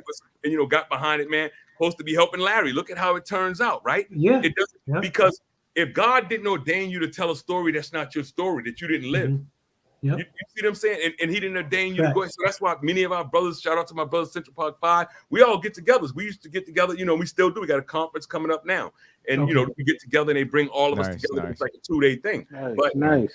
Yeah, but here's what I say to it. Like, I won't make this one. I didn't make the last one because I'm not on show pony time, man. Life too short for that. Don't get none of that. Like, anything else you take from me, bro, anything else, I look at dudes and I be like, yo, you try to rob me, you be practicing. Anything else you take from me ain't gonna mean much. I never had it. Because everything else, facts. Only thing I'm concerned with, don't take my time. The most dangerous person to me out here is not the dude that might rob you or burn your house or take your stuff. It's the dude who out here robbing everybody with the silent gun, the time jacker. Time jackers out here, man. That 5 minutes, I realized that we talking now, that you talking is not just coming off your life, it's coming off your daughter's life, it's coming off your mama's life. The time clock works on everybody's life. You know what I mean? Speaking of that, shout out to Sniper Man. You know, my prayers. Sniper, He's at the hospital getting that baby together. Yeah, I know if you know. I'm on pins and needles. As soon as you told me the water drop, man, before this, I said, you know, I definitely want to shout out to Grandpa. So I know that we've known you for quite some time. And actually, we've been working with you with some of our artists from Wolfpack Management. And we collaborated with your people to come up with different things that we were doing, from winning awards to accepting awards. How did you manage to get these things done, and trying to clear your name at the same time? Because I know D collaborate on this too, because he's been talking to you more than me while you was inside. Yeah, we was talking about that. Just like I said earlier, the Wolves couldn't really he locked up. You call me sometime 1 o'clock in the morning, yo, Pop, you Wolf, what's good? And they couldn't really concept of being in those four walls, but your mind was always free. You follow me? Your mind was free. You was always doing something. Maybe that helped pass the time. I don't know. I wasn't there. But I know your mind was going. I never had an opportunity to pass time. Time was trying to pass me. I was trying to be ahead of that clock, right? So, I look at it, but it's the truth, man. It's two me's. This is how I look at it, right? Now, you be honest with yourself when you know yourself. I've been able to assess myself and go, there's two yous. You know what I mean? There's one they damaged. There's one that might have been damaged before you went there. I was already ready for prison, believe it or not. You know what I mean? Going there for nothing. I had enough hardship, man, to be able to tolerate it. You feel what I'm saying? So in that circumference, I look at it and just say, I had to keep moving no matter what it was, right? There is no pause. There are no breaks. There's no halftime. There's no commercials. You see what I'm saying? You take all that out. When you watch TV, there's no bathroom runs. It's constant, consistent, everyday life. So I looked at it when I was doing these things like, man, he gave me a jewel, a gift. I'm a world watcher. That's why I'm calling this thing homework. I'm a world watcher. So I had an advantage over people out here. And I knew I had an advantage. As I got older, I was like, I got an advantage. So for the last 20 years, I took advantage of that advantage because God told me I had an advantage. What was that advantage? I said, man, I can see my man, DK Pinky, man, right now and be like, no matter what, I knew in there, he got to get up. He got to feed somebody. He got to go eat. He got to put gas in a car. He's got to go do something. Exactly. I knew that about everybody else in the world. So when I would see the news, I would just always think like, they're behind on that. I'm going to look that up. I'm going to study that. It don't make sense. I'm going to fix that. And that allowed me to do it. So every time I saw a hole, I just took years and worked on that hole. Like, okay, I'm going to jump in there. I'm going to be at the forefront of that. So, you got to look at all the, quote unquote, man, celebrities from even in there. As y'all know, I got brothers from South Africa that I got. That's what we about to get into right now. It's crazy, man. Like I got groups of people across this country that have been down with me for years and made music with them from a phone, right? Wow. That's God destined, because why ain't that happening out here? I can't out here, everybody knows, right? So when I come out with something, it don't work like that with you. It don't work like that with people who know. And I say, I got to brainstorm. We're going you want to be rich? You get rich. I'm going for something else. We just need the platform, right? But out here, they'll just tell you, man, I'm watching, what's your name on YouTube, man? He know he's a master genius. And I go, well, damn, most of the people I see on YouTube, I go, other than the dude that's actually making the money, don't seem like none of that shit's working for nobody else, because if it was working, then I'm going to have a YouTube. Exactly. The next day, Hassan Campbell would have been like, oh, that's all you doing? As a matter of fact, I'm going to do that. No, somebody gets lined up. It's your calling. It's what God gives a moment to. You know what I mean? Look at pastors we lost. No one wants to accept that, right? But if we go down this line from Mace, right? Just go down the line. From Biggie to Tupac, you go down the line. All of those brothers from Nipsey, I spent time with Nipsey in the real flesh, right? And I go, all of them, listen to their music at a certain time and go, whoa, God was trying to make you do his thing. As soon as you turn from his thing, back to mankind. That's why it says mankind. You know what I mean? You know in the Bible when it says that verse, ye are gods, but you will die like men. Men. Yep. Yep. Why would it tell us ye are gods, but you will die like men? We reduce ourselves all the time. Yeah. We start believing like, yo, I'm like that dude, or we the same vibe. We can't be this. I'm a god, you a god. Yeah. Once we get on, anytime we mess with man, that's why it's mankind. He's just a kind of something. Yeah. He ain't even a full man. When our label over us is mankind. Right. Kind of man. Who came up with that to make us? Why are we just man? He get ready to get in it, y'all. He get third, get ready to get in it. That's what I was given. Preach. What I was given, and that's the danger in it, bro. Is that I found myself. So I'll say that here, bro. We talked about me doing this here, turning this over to my brother, putting everything behind it. I'm in a crunch situation, man. I watch myself. You get older. You know what I mean? I was man, just going through a lot. You feel what I'm saying? Like just going through a lot, man. To be building what I'm trying to build. And no matter how I do it, I come behind because I still have to depend on people who know. Right? Don't tell me if I go out there, man, and do my role, I know my role. If we fail under my role, you dig what I'm saying? I'm just saying like Bill Belichick. Bill Belichick, all those rings they got, he ain't never went on no court and threw nothing. You respect that, right? He ain't never. He know the books. Yeah, he knows wrong. He know the books. He know the play. He know how to run that play. My play. Right. Now, imagine if Brady would have turned around and been like, "Man, you fat dude, you can't even run one of these." Right now, we would have said that. Now, imagine he just pulled up on us. We was in the park playing. It was him, and we didn't know. And he was like, "Nah, what Papa Wolf need to do?" We'd be like, "Man, get out of here. You can't even. Let me show you something." Right? It ain't about that. We're extensions, man. Like. Basically, if I'm a head or you're the head tomorrow, damn, then I got to be an arm. I got to be a left arm. I got to be a right arm, a leg. We got to be one body. In order to be one body, take your place, take your part. That's right. Know your position. Then I want Pinky to come in and be the heart. You think I want somebody else, man, to be after the joy. We got to be like Voltron, man. That's right. You know what I'm saying? Let's get Black into people ain't never been free without that. The only time we Voltron, right? We didn't get the Voltron when we was getting thrown out in the Atlantic. We Voltron when we did the Harriet Tubman. Shout out to the Harriet Tubman. That project. Harriet Tubman. You know what I mean? Yep. Harriet Tubman did something none of us probably would do today. Right. And you know that. Right. Yeah. You know that. Right. You see what I'm saying? Dudes are worried about cutting through the hood and some dude hunting them, and she was going back without nothing and had every white man in this country on horses looking for her. Back. And she pulled that stick out in a minute on them too. You dig what I'm saying? She pulled that stick out on them. A woman, like they came to get her. She pulled that stick out on them like boop. She let that fly. A woman though leading men out of slavery. Think about this picture. Yeah. That's why it's mankind. We're kind to man. What happened to the actual man? Yeah. You know what I mean? So get Bishop, you wanted to say something? No, you was gonna speak about the project. I mean, yeah. I was getting into it. Like earlier, I was getting into it. Like earlier, we were talking about when we met and stuff like that.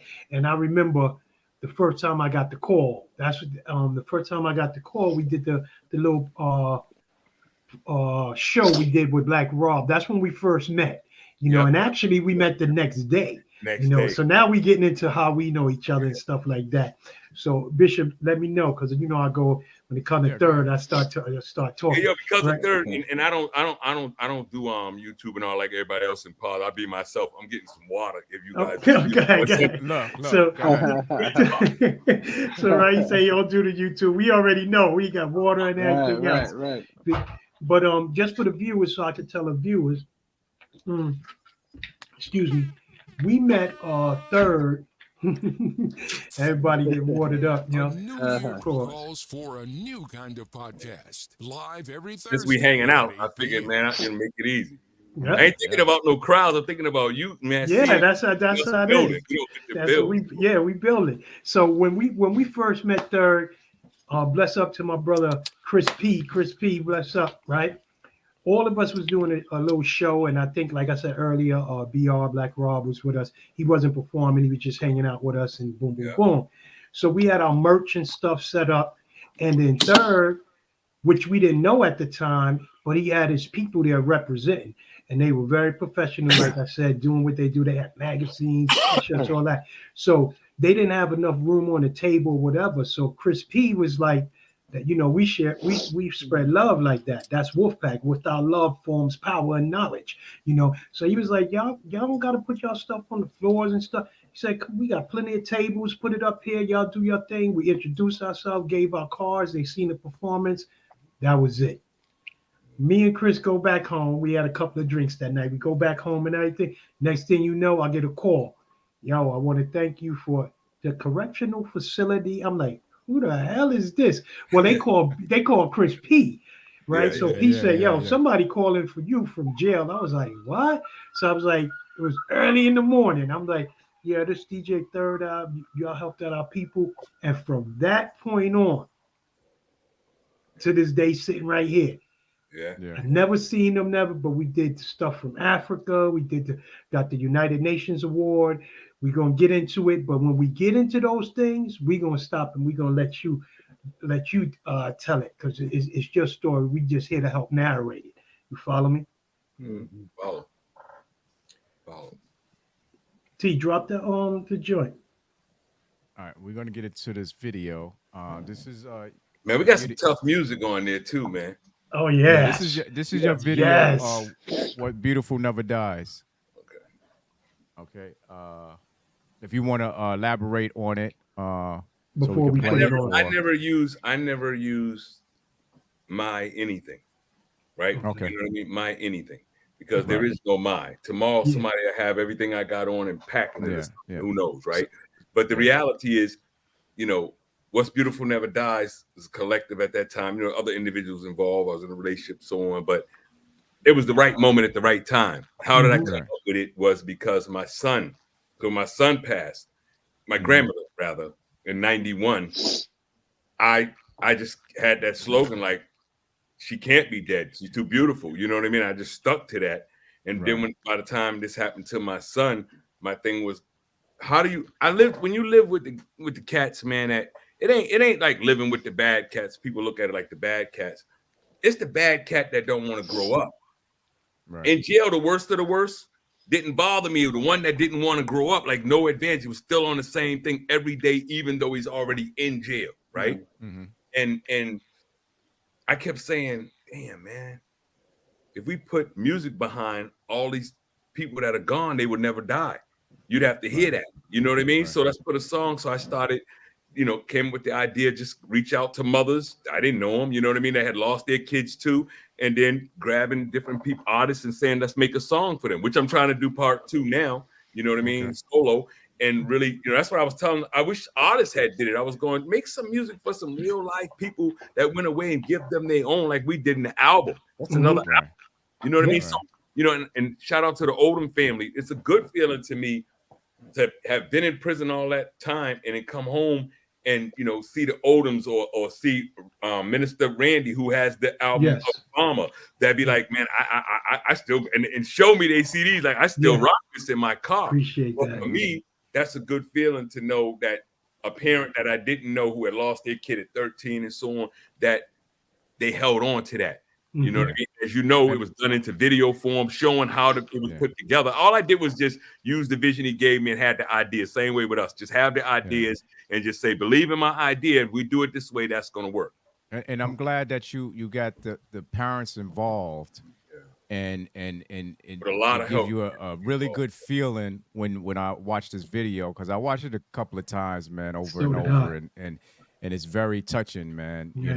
So most people see this video and because it's so brief, you know what I mean, and won't realize why they did it. Like, that was my first conversation with the mothers, gathering them, telling them why we want to do this. You know what I mean? So you don't just out here, Bad Boy Good Talk or Diamond or Darrell, you know what I mean? For another world, I'm DJ Third Eye. You know what I'm saying? A whole nother world. So right. We're trying to collab it together so it makes sense. Let's check it out. Let's check it out.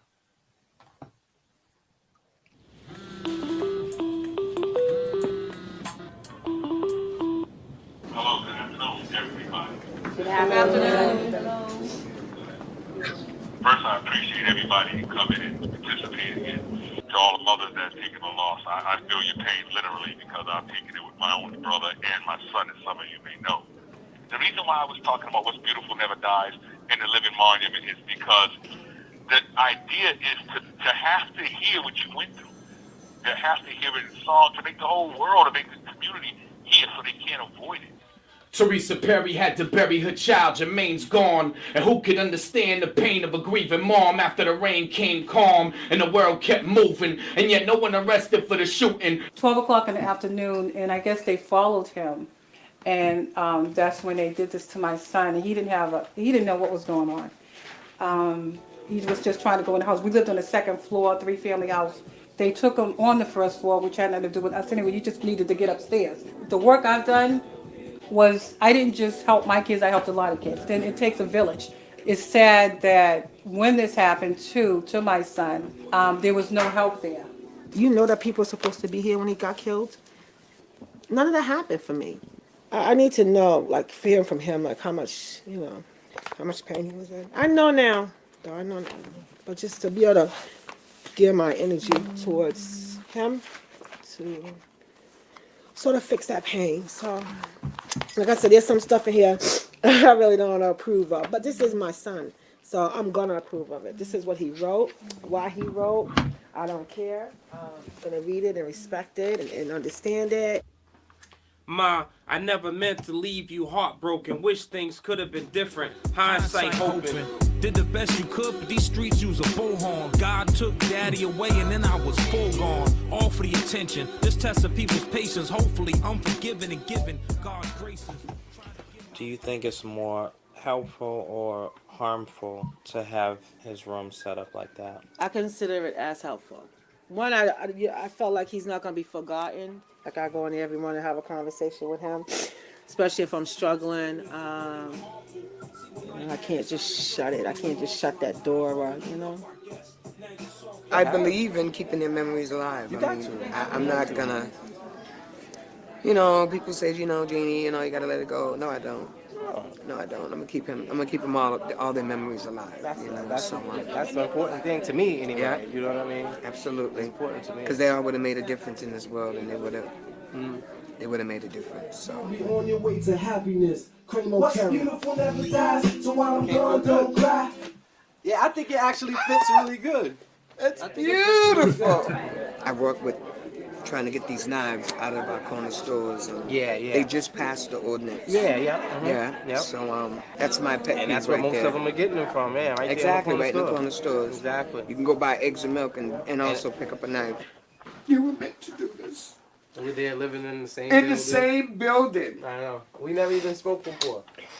Never. I It was never feel- meant for you to do this. Definitely sounds Because you good. know exactly how, from what I told you, the way you put everything, it was meant for you to do this. Yo, that right there, man.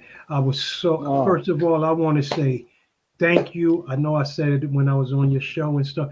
To all the artists and everybody that was a part of that process with us. We appreciate y'all letting us get on the album. We appreciate everything. We met some new people. We doing more things. I really, from the bottom of my heart, the Wolves and us really appreciate that, man. It woke, appreciate that. Yeah, it woke it up. And I know we're gonna get into this next thing, but it's so crazy because when I heard Mr. President and how Snipe and Revolver put it together, and then we had to send it out down to Virginia and then bounce it back to CT Burner Brothers and them, and they mixed it down and we shot it back to you, all while we was involved with doing our movie from Bishop Films and doing soundtracks. But we, I'm glad that the creator gave us the time to do that, because years later, knowing that your son passed and all of that, even from the beginning of the song, when Bishop is giving the statistics, to the end of the song, when I give the outro, if you listen to those lyrics, and I told you this before, your son, where you was at, Sniper and Revolver didn't know nothing about, they knew you was locked up, but they didn't know your story. But in that song, he talks about his daughter. He's having a daughter right now. Yes. You know what I'm saying? Now he talks about the daughter, so what? But his profession, you know what I'm saying? And the things that he's saying in that song Now the creator put him in the position. Now he can see that physically. You know what I'm saying? So all that Revolver talk about getting jobs and how you're gonna help us. You talked about that. It's in the What's Beautiful Never Dies, where these people are speaking and everything. So it's like a fruition. And when they heard it, they was like, wow, they was young when they did that. To see that is a beautiful thing. That means the creator had his hand on that. There was a reason for you to make that call. You know, there was a reason for Chris P and us to bump into your people. There was a reason for us to not to say, oh, the hell with this cat, he locked up. We doing our own thing. We doing our move. We believed in something. What did that believe? Because it wasn't Papa Wolf. I still had to take that back to the founding fathers. Like, hey, yo, what? And they okayed it. And from then on, big up to the twins and that. But it was a beautiful experience. It still is growing with you and learning different things. This is a beautiful thing, man. It was a good thing that you put together, man. You know, and Well, we appreciate it. You using that I and me. You know, I wouldn't have been able to do it without the extensions, right? You see what I'm saying?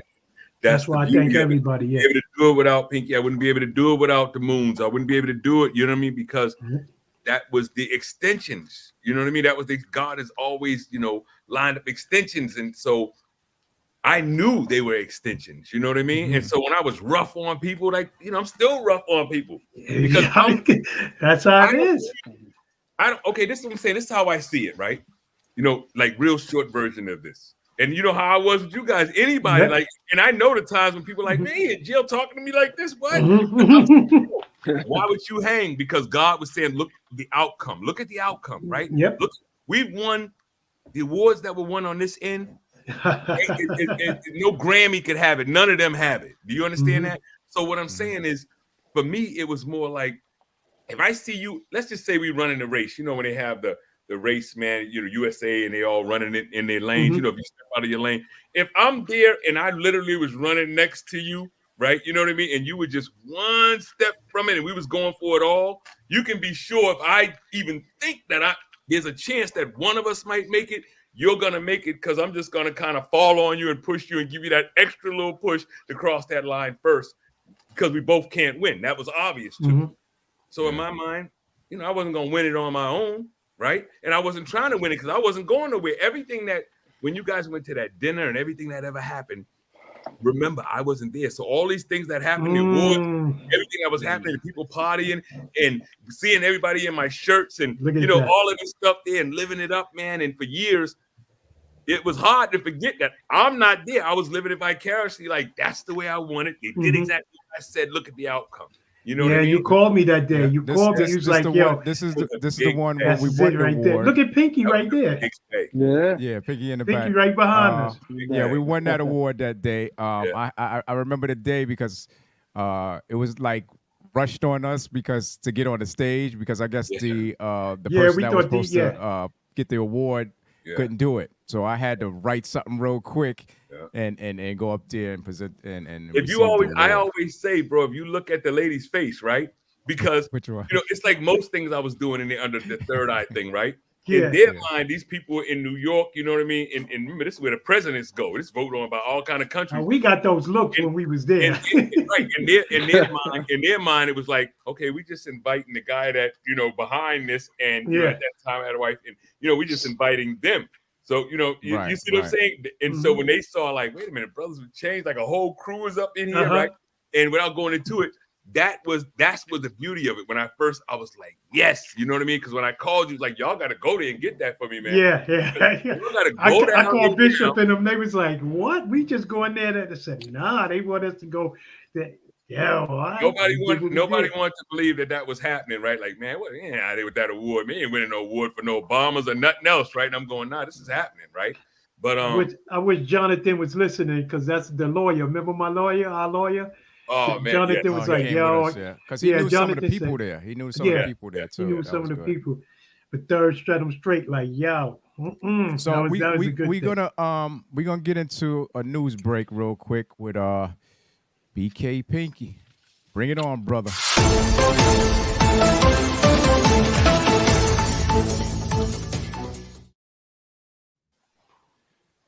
Hey, fellas, this is BK Pinky. I got breaking news. NYC Council rejects Mayor Eric Adams' veto of controversial NYPD bill on How Many Stops Act, which will expand NYPD transparency requirements and separate bill banning the use of solitary confinement in city jails.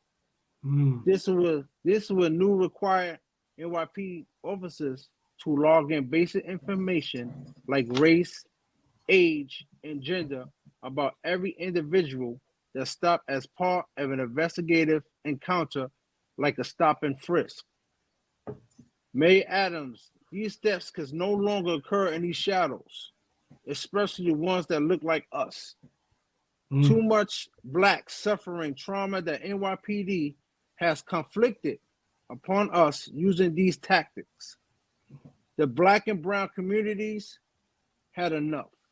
97%, I say it again, 97% of the individuals targeted in those stops were Black and brown men. Wow. 46% of Blacks are in solitary confinement. Black people, you must stick together. We have to stop tearing each other down and start lifting each other.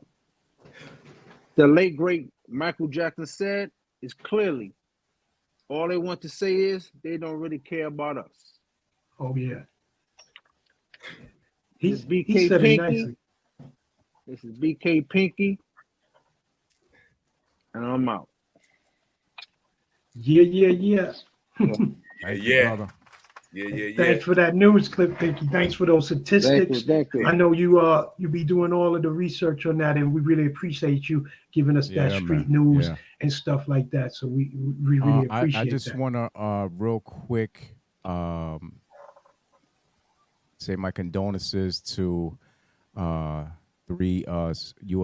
Troops that were killed in Jordan Sunday. Right. And condolence to their family. And I don't know what this world is coming to, but it's not looking good, man. And these are nice, innocent, and they, did what they had to do for United States, serving their country, and this is what they get. It's sad. It's sad.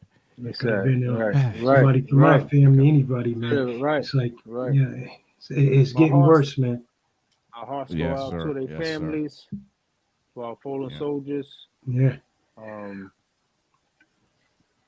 May God be with you. We're gonna get ready. We're gonna get ready to get into this next video.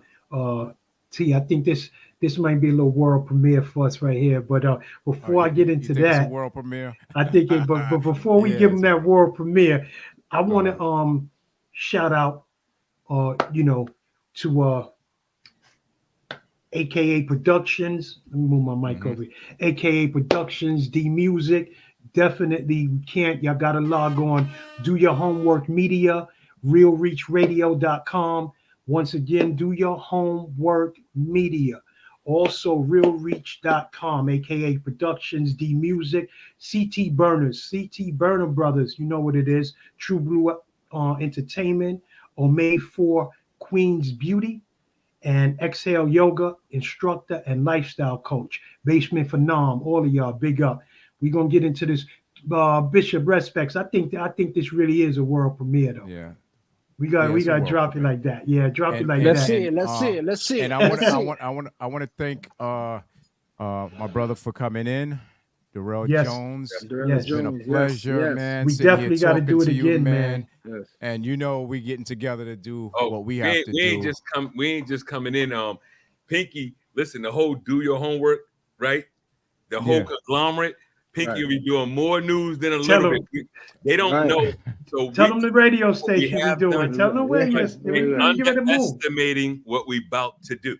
Yeah, it's get ready to get real ugly. It's get ready to get real ugly. You have any handles that you want to give people before we head out? I want to just say, again, man, this is my priority. Hashtag. I want people to look into the hashtag Free Fuquan. That's FUQUAN, Ricky McGee. You can go on Facebook to the Harriet Tubman Project. You know what I mean? On our end, you can catch us on Real Reach Radio. You know what I mean? .com, right? I also, you know, and I got something coming you guys' way. You know, doyourhomeworkmedia.com. It's all one conglomerate. But I want everybody to get hip now to you know, yourflowersrespect.com. Right? Okay. Your flowers now respect.com. Because that was the newest thing that I'm creating is because we, you know, I kept hearing it in raps and I keep hearing it all day, and we saying, you know, your flowers, you know, you should get your flowers. So idea with your flowers now, you know, your flowers now, your flowers now respect.com. But your flowers now is that here's an opportunity. If you got somebody, I see a sister over here, you know, or I see a brother over there, and you know they helped you in your life, let's put them up. Let's put them up on the page. See, this man is always moving. This man is always moving. And like, yo, the Wolves, I man. figured, man, everybody was saying it, and I didn't see nowhere to do it. And I was like, well, we're going to do it. Then I'm going to put it up so we can do it. It was funny. I was just thinking about that. That is crazy. That's I the was element. I want to give right now, I want to give Trent respects his flowers. Bless. I want to give Papa Wolf, aka Alpha Moon, his flowers. Bless. I want to give my brother, my new brother, Darrell Jones, his flowers as well. Yeah, man.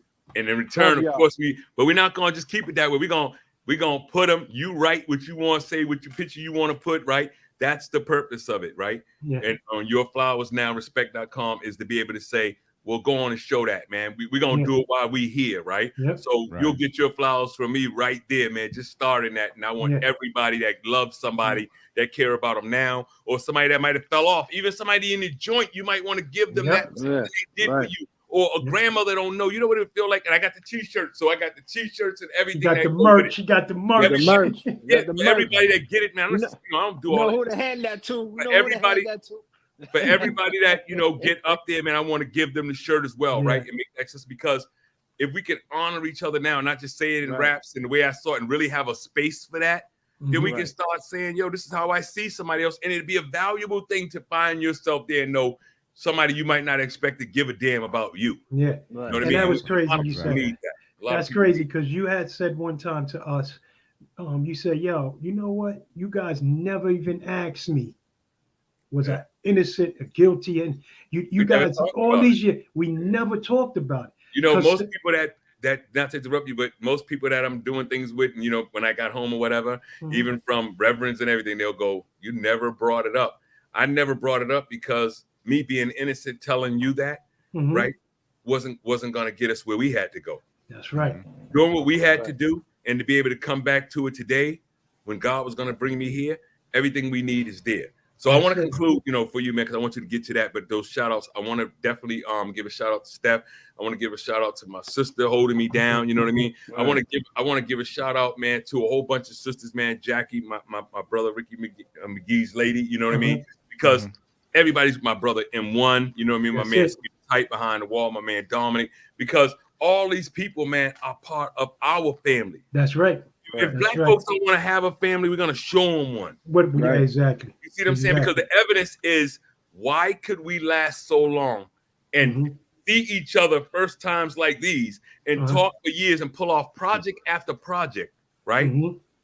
And didn't have to have no judgment. It was destined for us. So the people that are like us, that just say, man, listen, who's going to Belichick? What's my role? I'm good at what I'm doing. Those are the people you want. If you're good at what you're doing, stop sitting home and always be good at what you're doing and join up and say, hey, let us get behind you and get with you, and let's all be good at what we're doing, because we got our individuals. We just one conglomerate. That's it. MSNBC or CNN or anybody else. That's it. Thanks. We want to thank everybody for tuning in today, listening today, and thanks for our guests for coming in today. Remember, do what you want in life, not what life wants you to do. Yeah, and that's right. That's for right. thought. And here we're going to take you out. Say another. This is the food for thought. World premiere. World premiere. World premiere. World premiere. World premiere. World premiere.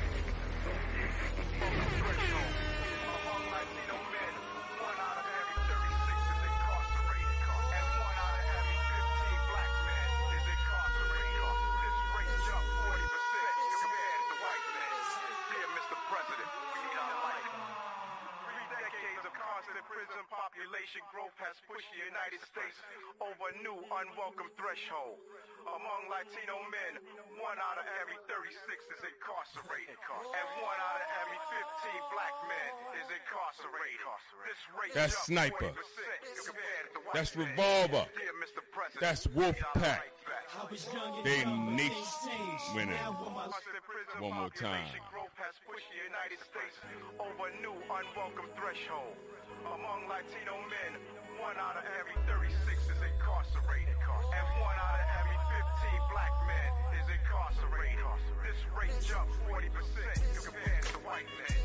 Dear Mr. President, we need our life back. I was young and dumb, but things changed. Now I want my life back. All alone in the zone, right in the home, but nobody writes back.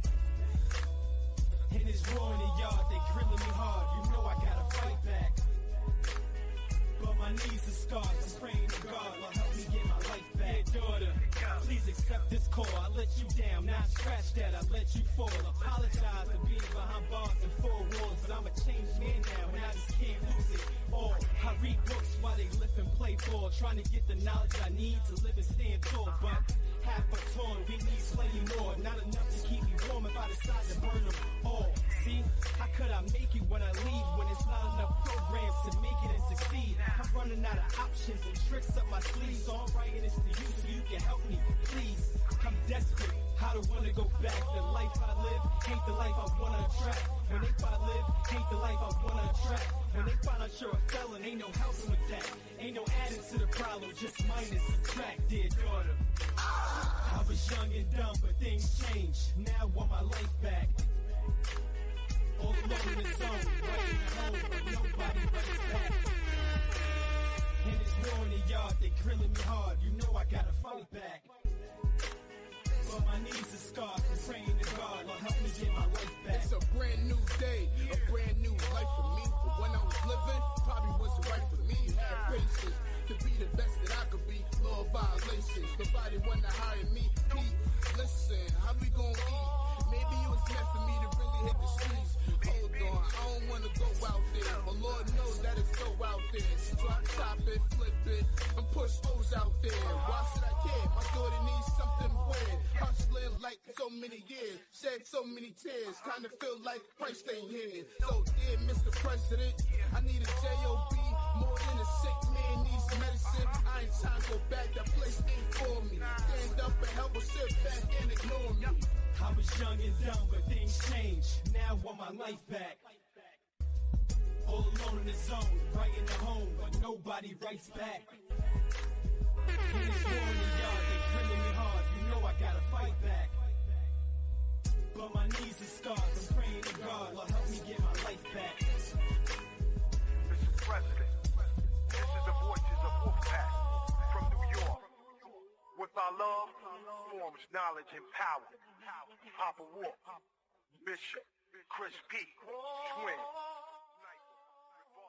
Travis, Rygar, J Love, and your third eye. We got you. He gonna hear us.